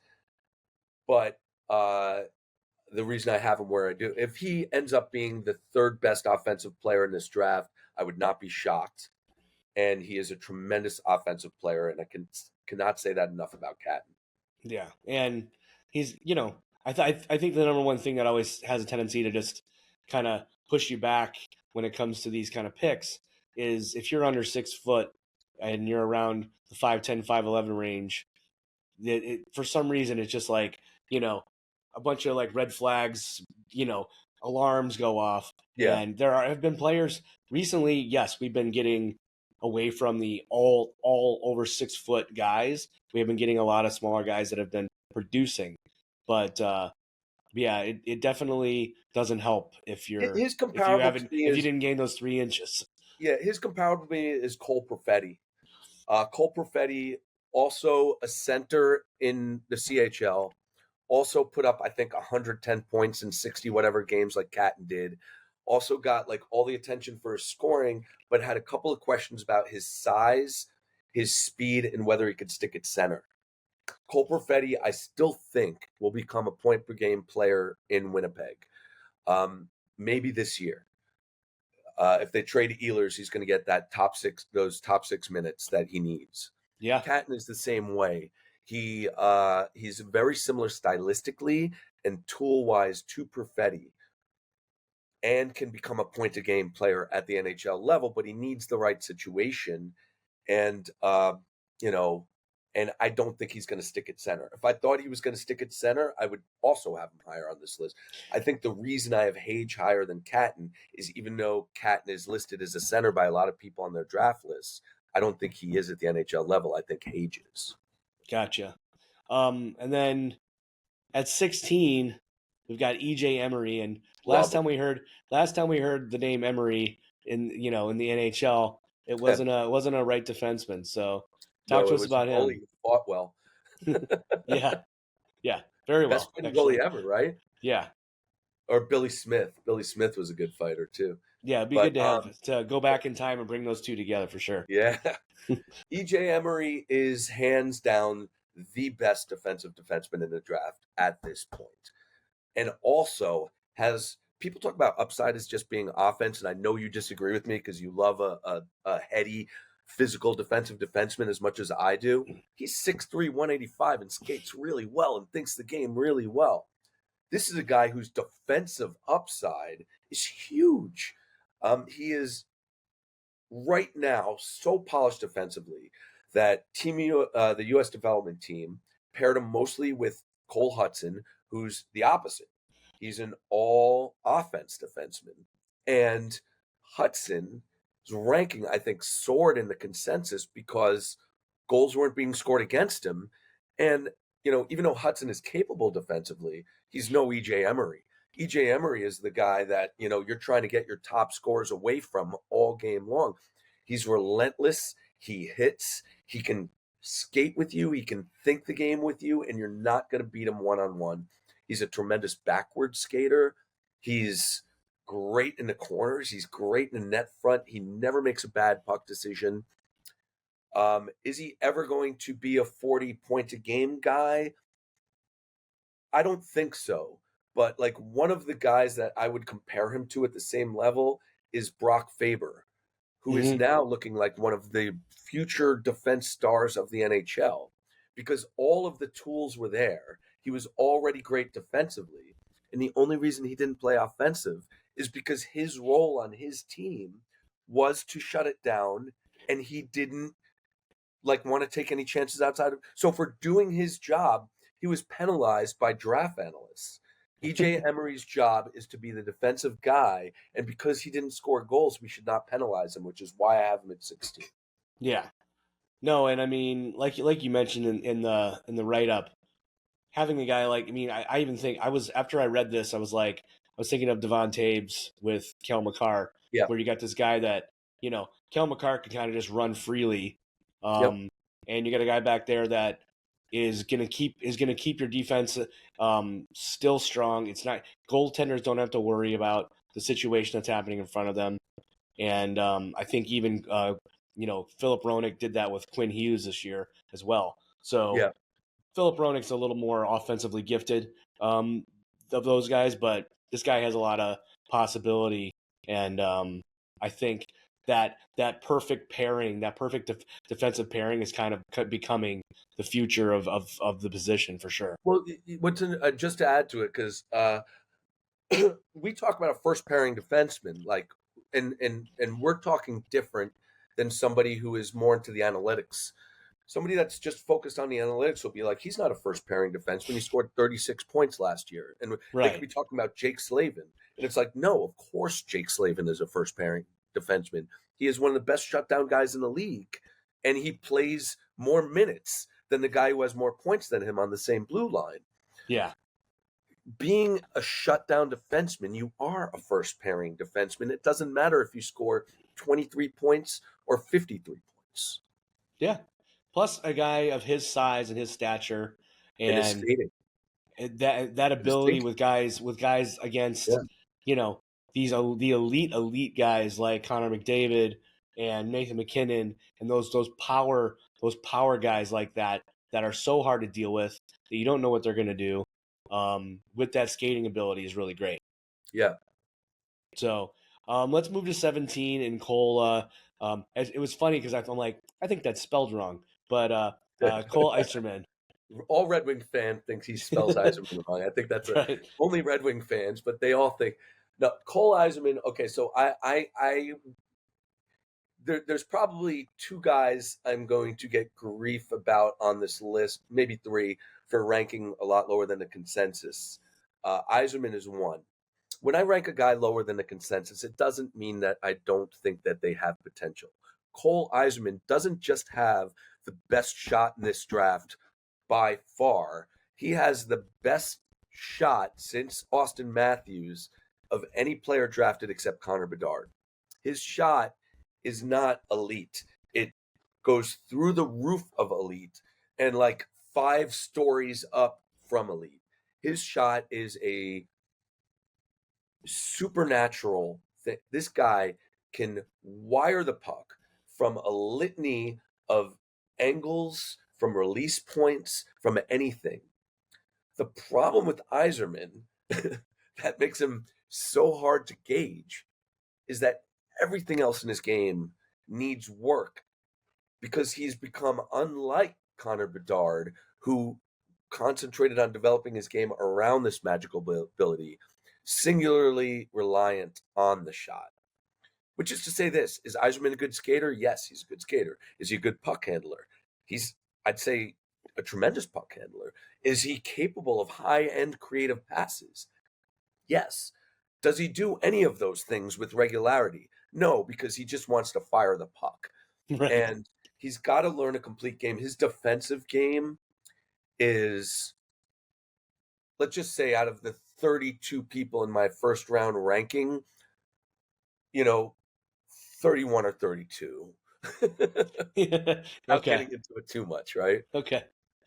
Yeah, and I mean, that's interesting you say that too, because I know the National Development Program, they honor themselves there, but I also know that depending on what tournament they go to, depending on where they go, the coaching of things at a kid like that you can kind of just say, just stand here and wait, Yeah. um, is is helpful for your team, but not usually helpful for that player's development. Yeah, and I think normally in the U.S. development team, players build their entire arsenal of tools and knowledge of the game. And the fact that Eiserman, I expected him this year. At the beginning of the year, I had him as my number 3 overall, which is why I don't put the rankings out because I don't want to drop, but I'm saying it here. I had Celebrini, Demidov, Iserman, and now he's 17 because I didn't see the progression that I hoped I would see in his 200-foot game, in his forechecking, in his effort off the puck. I didn't see any of that. I just saw the guy that is tremendous at this one thing, and once in a while will pull out another trick from his very talented offensive arsenal. Right. Can he something click in him where he becomes a 50 goal, 100-point player at the NHL level that's really awesome and makes me look stupid? Yes, and I hope he does. I hope we can go back in 10 years and you could be like, Steve, remember when you had Eiserman ranked 17 and he has 114 points this year? I hope we can do that. Yeah. Well, Um, as things have been going as of late, my picks in the playoffs, I've been known to be wrong at times. So Yeah, I don't have, and I have no problem admitting it. I might not take it well at first, but I eventually understand that. yeah. Going to number 18 with Adam Jurasek. Um, again, this your pick. The picks are so loaded with defensemen, but I think this is the first Czech player that we He have. is. He's the So top talk to check us on my about board him. this year. Okay, younger brother of David, former very high pick by Columbus. I believe it was 7th overall a couple years back. Hmm. Different player again. Like, and it's funny because whenever you have a player who's related to another player, they're always compared to the father or the brother or whatever. He's very different. David is an extremely physical defenseman who's good all around and has capability offensively. But his big offensive thing is this guy's got, like we talked about, Ali Iafrate. He's got that kind of duck and cover slap shot from the point. Adam is smaller. He's willing to play physical. I mean, but he's not a proactively physical guy like David. And in his offensive arsenal, he lacks the big shot. But he's a better passer and better puck dangler than he's got better hands than David. So he's a different player. But what I like about both of them is that they've both worked really hard to improve their entire game during their amateur Czech careers. Adam is a very capable defensive defenseman, and he's also really good with the puck. He's going to affect the game positively in every level. He's never going to be a Buim or Levshunov offensively, and he's never going to be an Emery or Solberg defensively. But he can be, not that far from both of them two ways.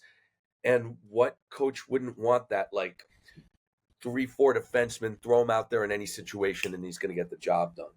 Yeah, and these defensemen that kind of are sitting in this region. What's interesting is that I think the Blackhawks are trying to rebuild faster than they want. I think they're trying to speed up their rebuild, Yeah. just by some from what I'm hearing about players that they're trying to hunt down in trades, but also probably getting some of these younger defensemen because Seth Jones, who's running the Blackhawks blue line, he's near the back end of his career, and players like this kid Adam, and then your number 19 pick here, Zane Perek, Yeah. with Saginaw. He's hands down. I have him lower than most people, and I have certain reservations with him. He's generally a top 10 prospect because his offensive skill is number one in the class.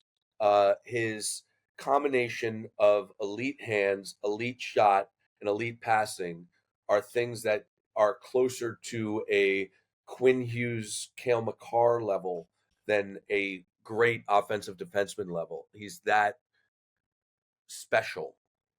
And he I really was able, because of that passing ability, he really was able to spread plays out.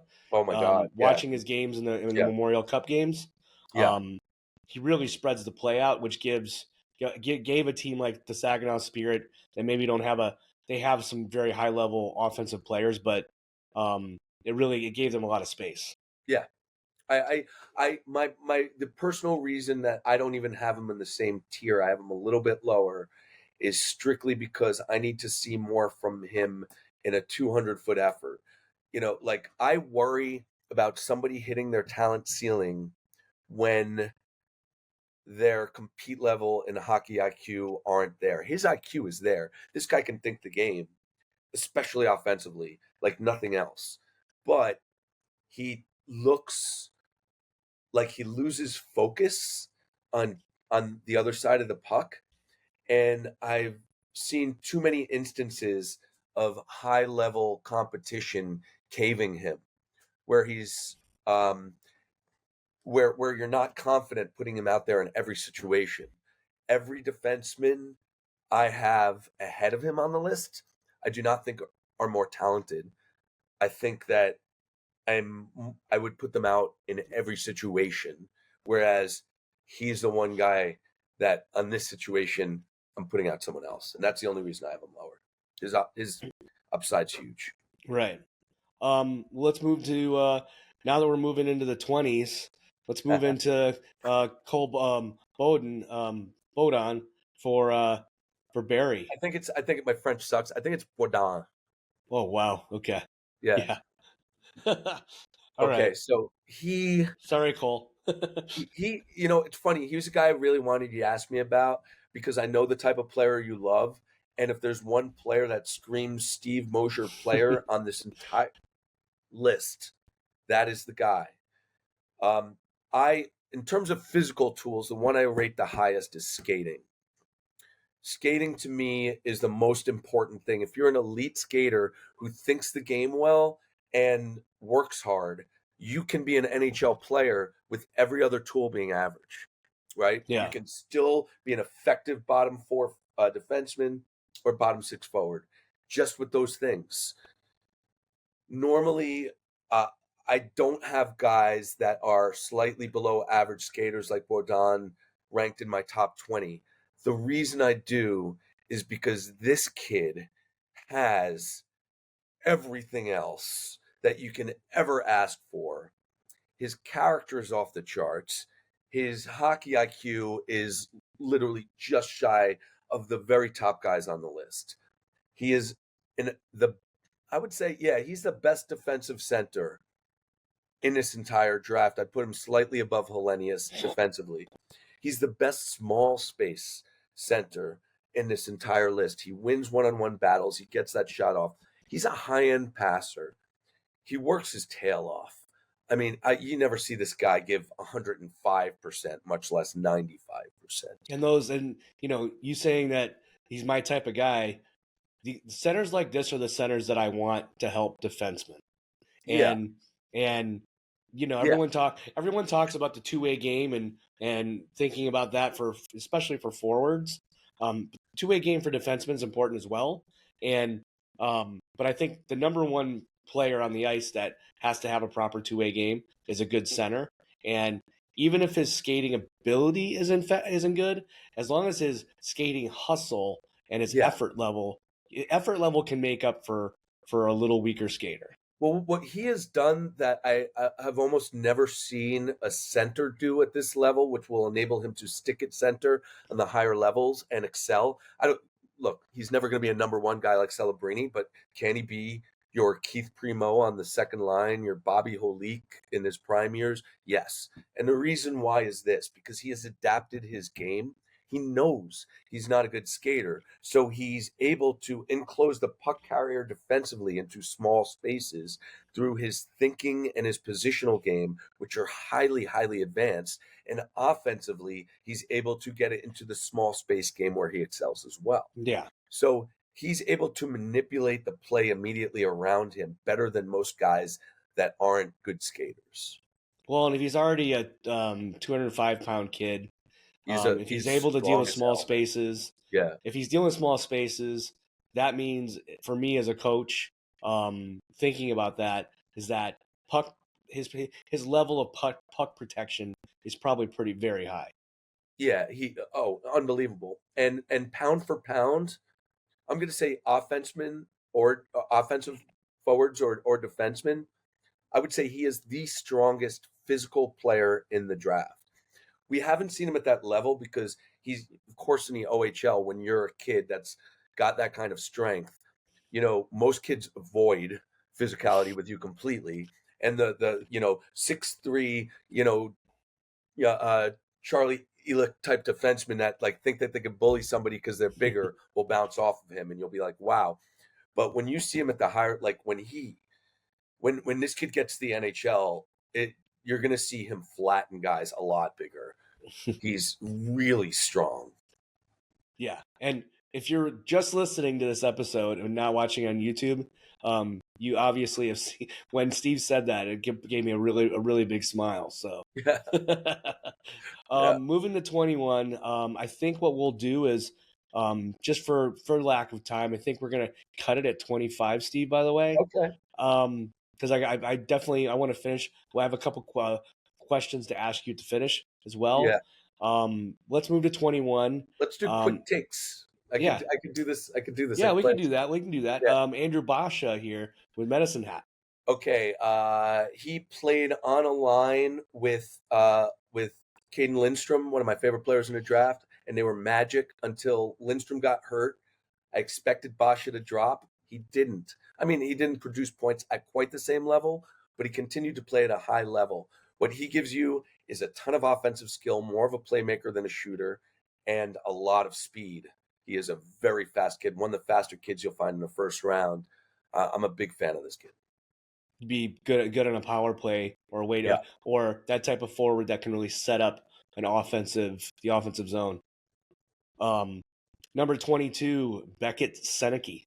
I have him a bit lower than the consensus. He's the biggest late riser on most draft boards. Big name draft boards have him right now at 7, 8, and 9.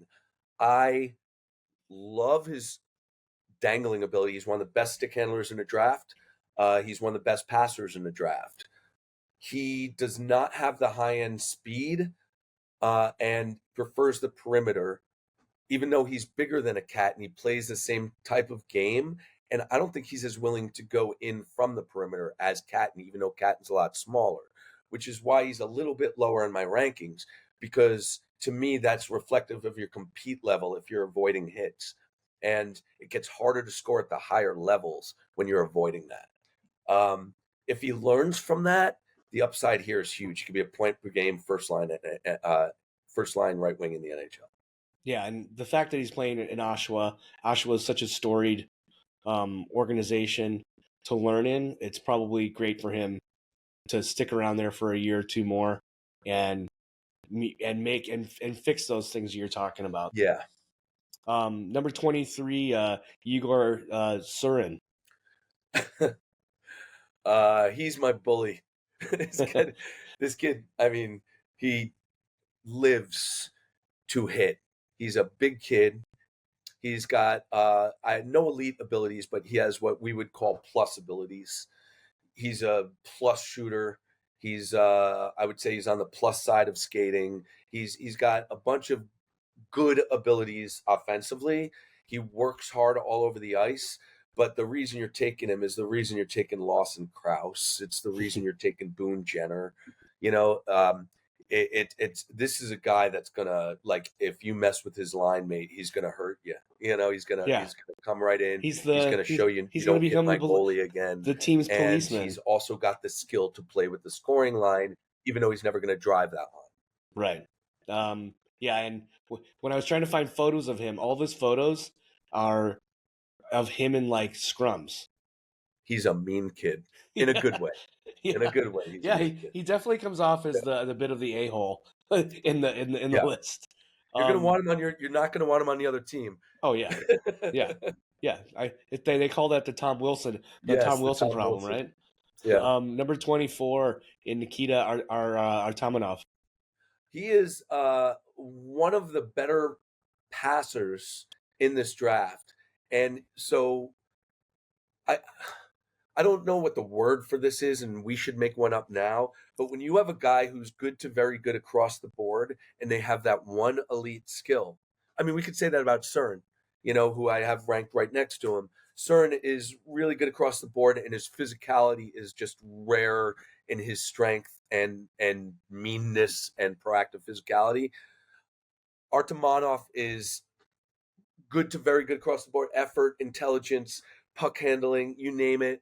And his passing is exquisite. You see him make high creativity passes while, moving and under pressure. And you're just like, oh my God, that kid can dish the puck. I always use the term professor when that's kind of their main skill. And Yeah. I think about who I'm thinking about as the professor, because Larionov could do that like no Oh, I other. love Larionov. Yeah, Love, love. he could find your stick if you Yeah. know the blade was taken off of it. It was put in the fifth row in a different arena in a different zip code, and he'd probably still get the puck on it. So, Yeah, I agree um, with you. yeah. So number 25 in Sasha Bausvert. Okay, he's a big, rangy center. He's 6'2". He's got a lot of filling out to do. He's one of those guys that, like, when we talk about you got to build up core strength Yeah, because he's a good shooter in terms of accuracy and release, but he's got to work on the power of it, and he can be knocked off the puck. And I think these are his two biggest problems. He's got a lot of reach. He knows the game really well. He's smart offensively and defensively. I've seen him knock for his defense, and I don't see it. He's one of those guys that tries to make too much happen and can make a mistake, but he's not somebody that reacts badly to pressure. He's just yeah, somebody that, like, we're down 4-1, so I'm going to try to do something magical, and then he coughs up the puck, and it's 5-1 instead of. But yeah. I don't knock players too much for that. I really like his potential as being a high-scoring number 2 center at the NHL level. His Yeah, he's upside. probably I call players that are kind of like that 6'2", could be 6'3", 6'4" when they finish Yeah, growing, but he's way under 200 pounds. I always think that, and kind of seeing how they train now, these kids, they do a lot of agility training, but no power training. They're not doing like heavy squats and heavy right. lifting to create those like really, it takes a second to get that buoyancy where you can really explode. Yeah, But if you can be, because everyone wants to be the crazy skater now that can, do everything like Connor McDavid, but no one is Connor McDavid. And some of these kids that are this big, just, it's like, here, son, here's a glass of milk. Now I'm going to give you this for every 30 minutes for the next 8 hours, and you need to be lifting more than your body weight often. So right. I mean, I think you'd agree that core strength, the two things that it directly affects, and we see this with a lot of young players that are skinny and fill out, is initial skating explosiveness and shot power. Would you agree? yeah, And those are the two things that Weisford needs. yeah. Well, and the shot power, I think the big problem with that is here we are moving into this. We used to deal with flexes and things like that actually were built around your weight, and now we're building with flexes to simplify your shot. Connor Right. Bedard uses a 60 flex. I've been, in the last 5 years or so, using a very low flex. A lot of guys in the NHL use a low flex, all the way back to when we heard Brett Hull using, basically not an al dente noodle to try to score goals. So, um, you know, every coach and every coach says it. I don't care who you are. Oh, you should try a wood stick for a little while, you know. So I think that power comes, and on top of it, it all sits within everything. If you don't have good core strength, you're not going to have a powerful shot. Right. So it's not only explosive skating, explosive checking, you know, stability, so you're not going to get injured, but also being able to have a shot you don't have to put a lot of effort into. Yeah. So at 26, we've got Medvedev Shervin. Oh, Is that Russian? yeah. Okay. Mate Shervin, I think, is the Okay. pronunciation, but I'm probably butchering it just a little less than you. He is, if he is one of the guys that we can call my guys because no one else has him ranked in the first round, and I do, and I call him Mini Salayev. He's 6'4". I think his father is like 6'8", and he shot up in the last 2 years from like 6 to 6'4". So people think he's still growing. And if your dad is 6'8" and you're still growing, I mean, if he even gets to 6'6" with his skating ability, again, we're not talking about skates big for a big man. We're talking about hell of a skater. We're Right. talking about blows away forwards. He's a tremendous backward skater. Also, the term four-way mobility. His four-way mobility is, again, 5'9" skill forward level. He thinks the game astoundingly defensively and passes really well. Maybe not creatively, but well. And he's a very good puck handler. I'd say his one weakness is he's got a weak shot. And again, maybe it's a core strength thing. Maybe it's Yeah. that he's Could be a grown. little bit if he's grown that fast in that short a time, and there's But still a yeah, little bit of a ceiling there that he might even go a little further. but That what might I'm be a saying, problem there. give me a 6'4" defenseman Yeah. with high end skating who's already really good defensively and will work with everything else. Yeah. Yeah. Yeah. It's trainable for sure. Yeah. Number 27, we got Dominik Badinka playing for Malmo, which is a great program Yes. in Sweden. Honestly, the Czechs, and this, have been developing defensemen so well recently. This kid is not on the level of a Solberg physical, but he's a physical defenseman. He's willing to play the he's really good at separating the player from the puck with a smart shoulder check as opposed to trying to run you over like a Solberg or a Yakimchuk. He's really smart positionally defensively, and what raises him to the first round for me is that his skating ability is very good, not elite, but very good. And he's capable of some of his breakout passes that I've seen are like, oh my God, did a defensive defenseman just, head fake two guys and then send a pass, an aerial pass over this guy's stick onto this guy's blade right outside the blue line? He's capable of high end outlet passing, and that makes him a first round pick with his defense, physicality, and speed. Yeah, and if you have an outlet, if you have a like you say here at a high end outlet passer there, like you say with other things that people have at different positions, if you have a high end outlet passer that's a good skater, you can work with anything else. Right. He's coachable. Yeah, absolutely. He's definitely a character kid, works hard, Yeah. thinks the game really well. Number 28, Ryder Ritchie, that played for Prince Albert. You literally put in italics here the most infectiously likable player in the entire Yeah. draft. Honestly, if he's on your team, if he's not on your team, he's like that mosquito bite that you just can't reach from anywhere. He's always on the puck. He's always on the forecheck. It's like he's that player that you watch the game and it's like, how is this guy always on the screen? Because he's never just doing something that's not on the puck. He's none. All of his skills are good. None of his skills are elite. He's never going to be a first line forward, but he's going to be a middle six forward. He's going to be an ace penalty killer. He's probably going to be on your 2PP unit. He's going to score 50, 60 points. He's going to be a pain in the butt to play against. And he's going to be the guy that every fan of his team wants to get his jersey. And all of his teammates get more excited when he scores than when anyone else scores. He's a lovable player. Fair.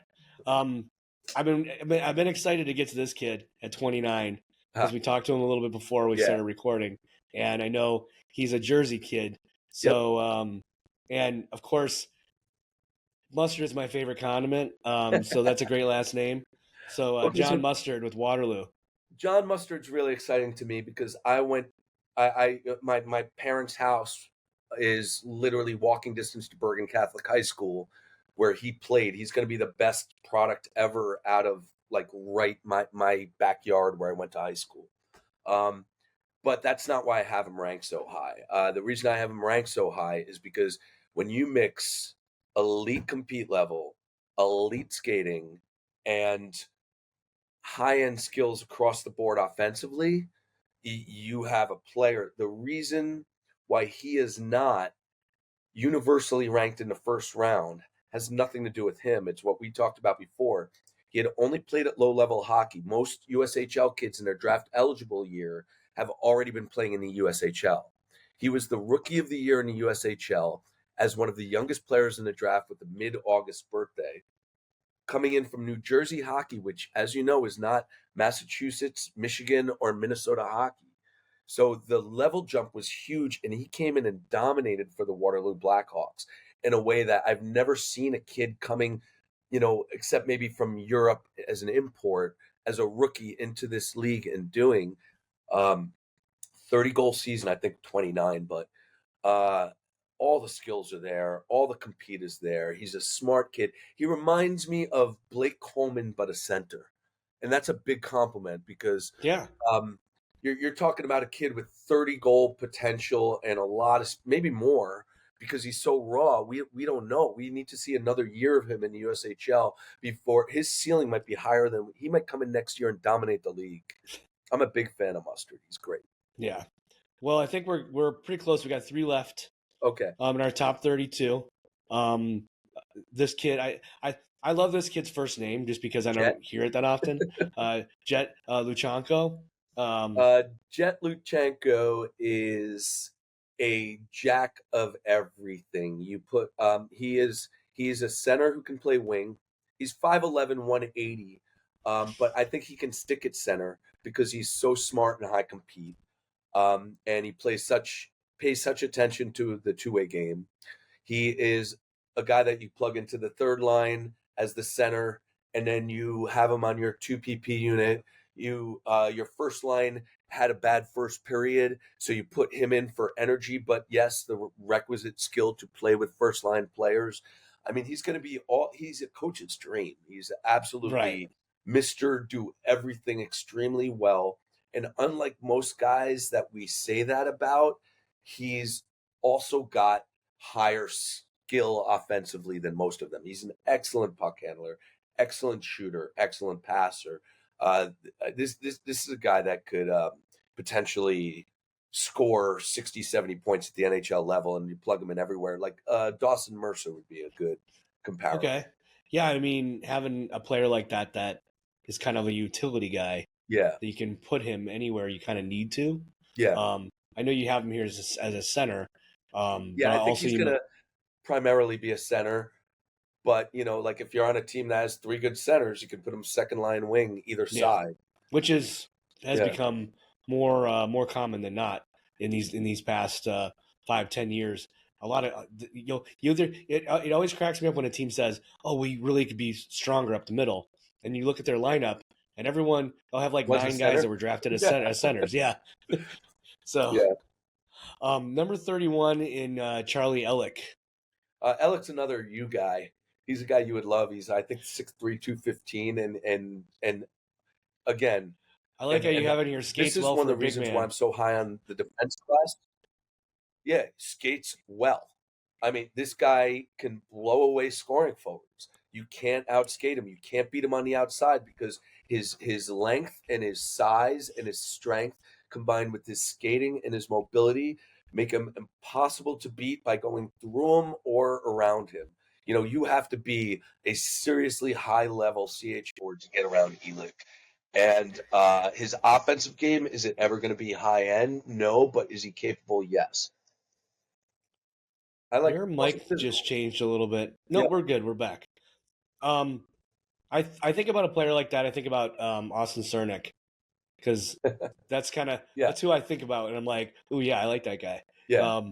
But for number 32, let's end. Yeah. By the way, Steve's picks go all the way down to what do you got here? 65. 65. So definitely dig into that more from the link that I provide. But number 32, Teddy Stiga, also a cool name. Yeah. I would be like, yeah, mom, I got this friend named Teddy Stiga. He's cool. He's a cool kid at school.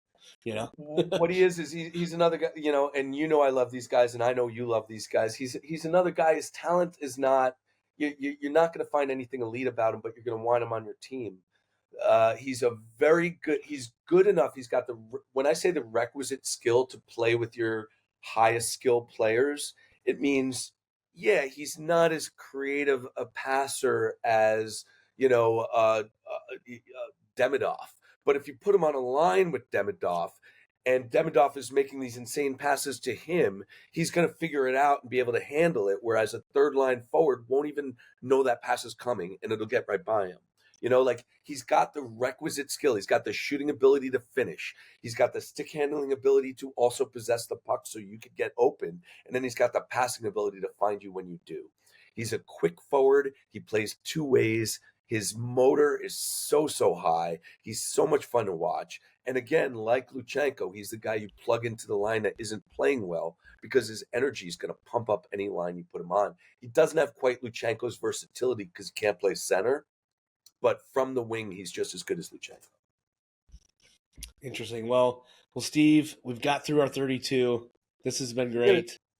But I do have a couple more questions to ask. Sure. One is, out of further past the 65 that you have on this list, is there any guys you have down your list that could sneak up that we didn't talk about? There's a couple of guys that I have ranked lower than the consensus that will likely go earlier. Liam Greentree is a guy that a lot of people like because he's 6'3", 215, I think, and put up humongous numbers in the CHL.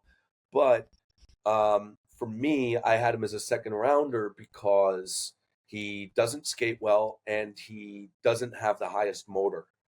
That combination to me is the biggest way I will drop a player, because if you're not working harder, Bodan is a guy that's routinely ranked in the early second round. I have him at 20, much higher, because he makes up for his lack of speed through his compete.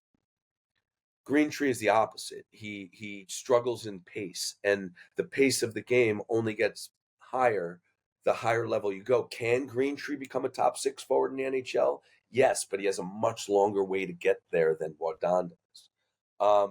For me, there's a couple guys on my list that I really love. There's a couple of Swiss left defensemen that I adore.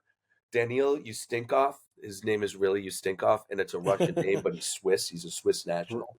Right. And Leon Mugli are two terrific left defensemen that are both that is a advanced. pairing. Yeah. Ustinkov and Mugli. Yes. I love it. Yeah. But they're both really advanced defensively. And these aren't guys that I expect to go in the first round, but they're good names to know for later rounds, because if your Red Wings take a guy like Ustinkov, these guys can really skate, they can really defend, and they're both really good with the puck. And none of them have that standout singular skill or size that make you say, wow. And so, they're going to be a bottom four defenseman. And to us, that's not always exciting. But when you get that guy in the second or third round, that is going to, okay, this guy's an NHLer.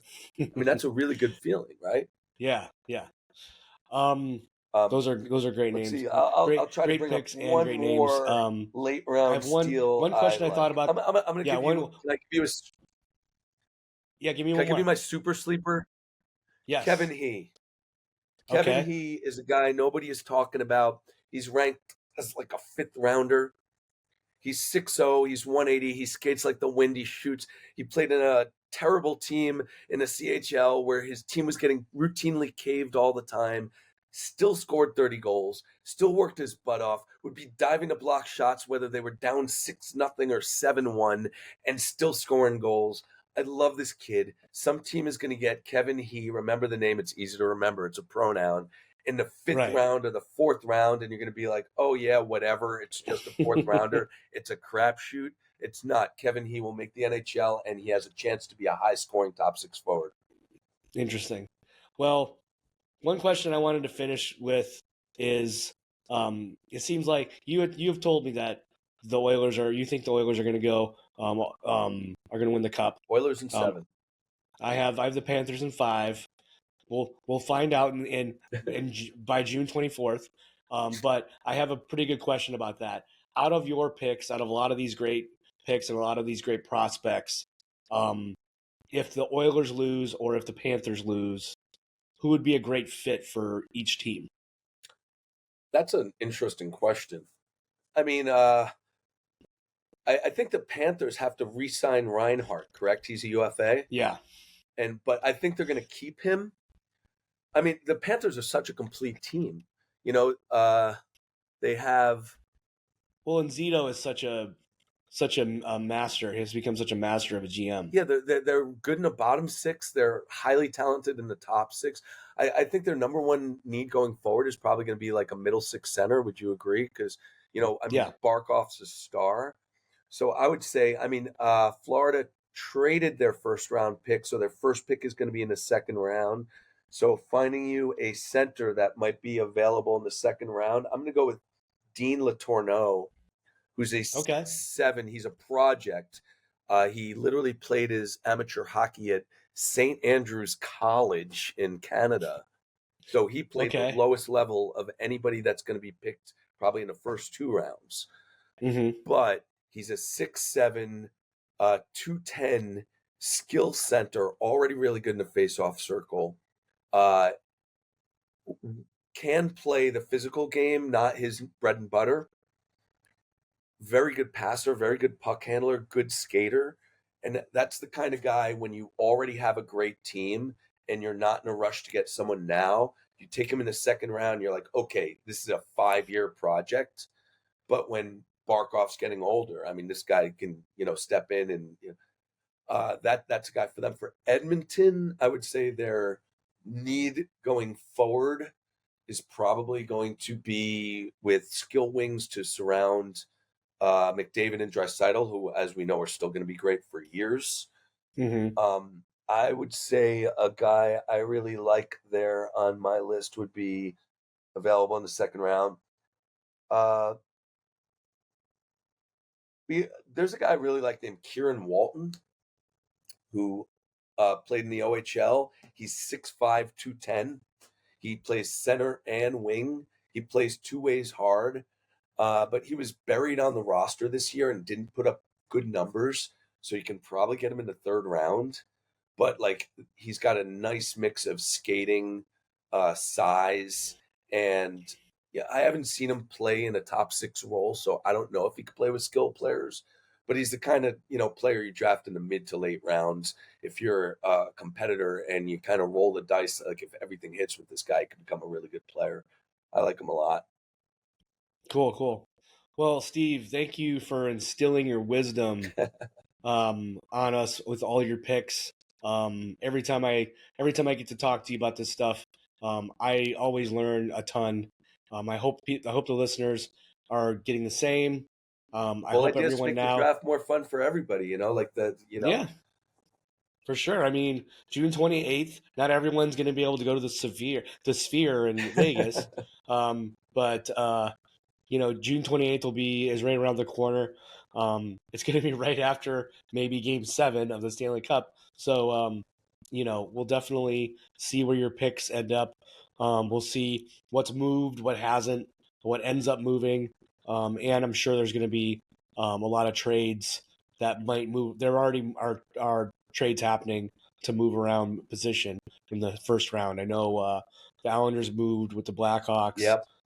I think the Blackhawks have someone in particular they want. You don't make that. Normally, that's a draft day trade, right? Somebody moves up a little bit and minor assets around them. the That's fact that the why, Blackhawks made that trade ahead of time means there's probably a guy that's maybe not 20 on the list. Otherwise, they would have tried to draft up higher, maybe like right. 28, and they don't want to take a chance because they really want him, you know? And Yeah. that we might be looking at something like that. Yeah, for sure. And I mean, I know Pittsburgh doesn't have much it doesn't have any in the first round because they traded them all. So anyway, again, Steve, thanks so much. We'll everyone will be hopefully we'll be listening to this just before they game one, and I hope everyone gets to read through Steve's 65 picks. So Steve, thanks so much. Thank you, Steve, man. It was a pleasure doing this with you today. Yeah, same. Take care, buddy. What a great walkthrough. Steve's rankings and process are interesting, and I love talking to him about where he really thinks guys are. He admitted that it was one of his harder years to do these rankings. Past years you got Connor McDavid and things like that. So he retains so much on these players, and if you ever get to go have a cold one when he's working, he works in New York City. Feel free to DM me where he does, and you can go and have a nice cold one with him, and you can chat with him because he's a great storyteller and he really knows his stuff. So you gotta just check. It's definitely an added, and you'll be there for 2 hours, not realizing that all you've been talking about is not only picks for your team because he's very good at kind of being like, oh, what's your team? He can kind of walk you through that, but also for his team, the Devils, as well as the overall draft. So thanks so much, Steve. Very great to have you on. Well, the season is winding down, folks, which is kind of sad because outside the Stanley Cup, there's other things happening. I don't know if you know that. Yes, the Stanley Cup is the gold medal of the end of the season for hockey worldwide, basically. But the minor leagues of the NHL, the AHL, and the ECHL are also doing their finals and playoffs. The AHL's conference finals are happening right now. It seems like Coachella Valley will probably beat the Milwaukee Admirals. It's game 4. Is the series is 3-0. Coachella Valley, the Firebirds are up. The other series has the Hershey Bears lined up against the Cleveland Monsters, who, I don't know if you've ever seen one of the coolest jerseys in the AHL is the Cleveland Monsters. They're very cool. But the Hershey Bears are also up in that series, 3-0. It sounds like by the time you see this in the upcoming days, the finals might be already determined between Coachella Valley and yes, that Coachella and the Hershey Bears. One thing about Coachella that's interesting, because it also is another news report, is that Coachella Valley Firebirds are actually coached by Dan Blythesma, who won a cup with the Penguins. But he also has this assistant coach, Jessica Campbell, who we're hearing he might bring her with him to coach in Seattle. We haven't heard the final on that, but I imagine it's probably because they probably want to focus on the Coachella team before they really jump into the Seattle work that they're going to have to do, since Seattle didn't make the playoffs last year, and that's why they got rid of their coach and got a new one. The ECHL, the Kelly Cup, it's called, is in the finals between the very hot KC Mavericks, who have broke all records all year long. They have easily went through the playoffs, but they have found their match in the Florida Everblades. Yes, another Florida team is competing for a final championship. But by the time, as I'm recording this, already the Everblades are up 2-1 in the series. Hopefully KC will get it together and maybe jump back in. But definitely check those out. I believe ECHL's on Flow Sports. They do have a deal, I think, just for the playoffs of the ECHL. The AHL also has a similar deal if you want to watch those games. I think it's like $29.99, and you can, for the month, and just kind of covers the coverage. Also, whatever hockey state you might be in, do a little look, do a search, local small summer pro leagues. And sometimes you run into a lot of NHLers there. You get things signed, run into guys that might be from Michigan, so they're in the pro league there, or the summer pro league there, or in Minnesota in the Beauty League, or all these leagues. There's a New Jersey pro league that's happening. So check them out. They're great games if you really want to watch some hockey in the summer. If you are melting in the summer, because we are melting every year in the summer, there is, you go to the movie, going to the movies is a great way to get the AC, but also going to a game and bringing your coat with you or a sweater is a great way to beat the heat and watch these games. So check all that out. I finally got to add a small segment that I've been wanting to add to the pod for a while. And it's called Finding, because I always ask my guests, what's your fondest hockey memory? But this segment is called Finding Fondest Hockey Stories Out in the Hockeyverse. Well, I visited San Diego last week on vacation. That's why I have a little bit of a tan, but very little.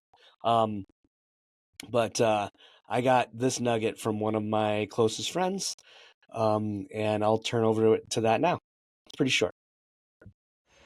Hey guys, Cross Ice Pass here, out in sunny San Diego with my very close friend Soren Diorlo, and we're gonna have him help me start my my new segment, just asking people out there in the world what their fondest hockey memory is.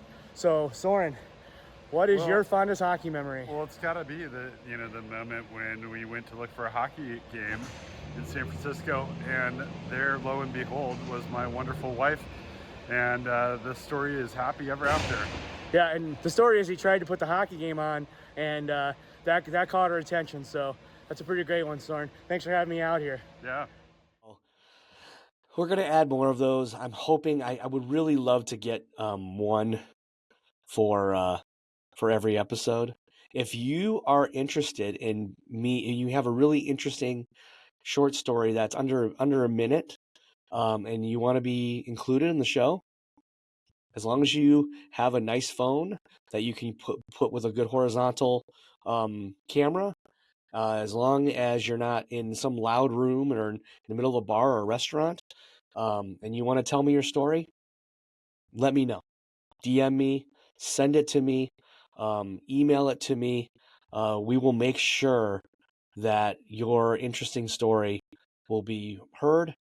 If not, I will be out and about and making sure that I ask people when I'm out and about. Well, that's the end of episode 30. Don't forget to subscribe or comment below, down here. And check out crossicepass.com, as well, and which has links to YouTube, Apple, and Spotify. I'm back to officially being a part of the Hockey Network, so we'll make sure that we add those things in as well. I have fondest hockey memory T-shirts. I'm wearing one right now. On the back of this T-shirt, it says, "What's your fondest hockey memory?" So, and one thing that's great is it really is a conversation piece when you're around fellow hockey people, kind of talking about these interesting memories. I've got koozies, Cross Ice Pass koozies, and if you're lucky, I'll send you one. I might not even ask for money. I just would love to have you guys that are fans of the show help me support it as well. I'll even maybe put in a coaster with it. Just DM me. Today's music was something I AI generated.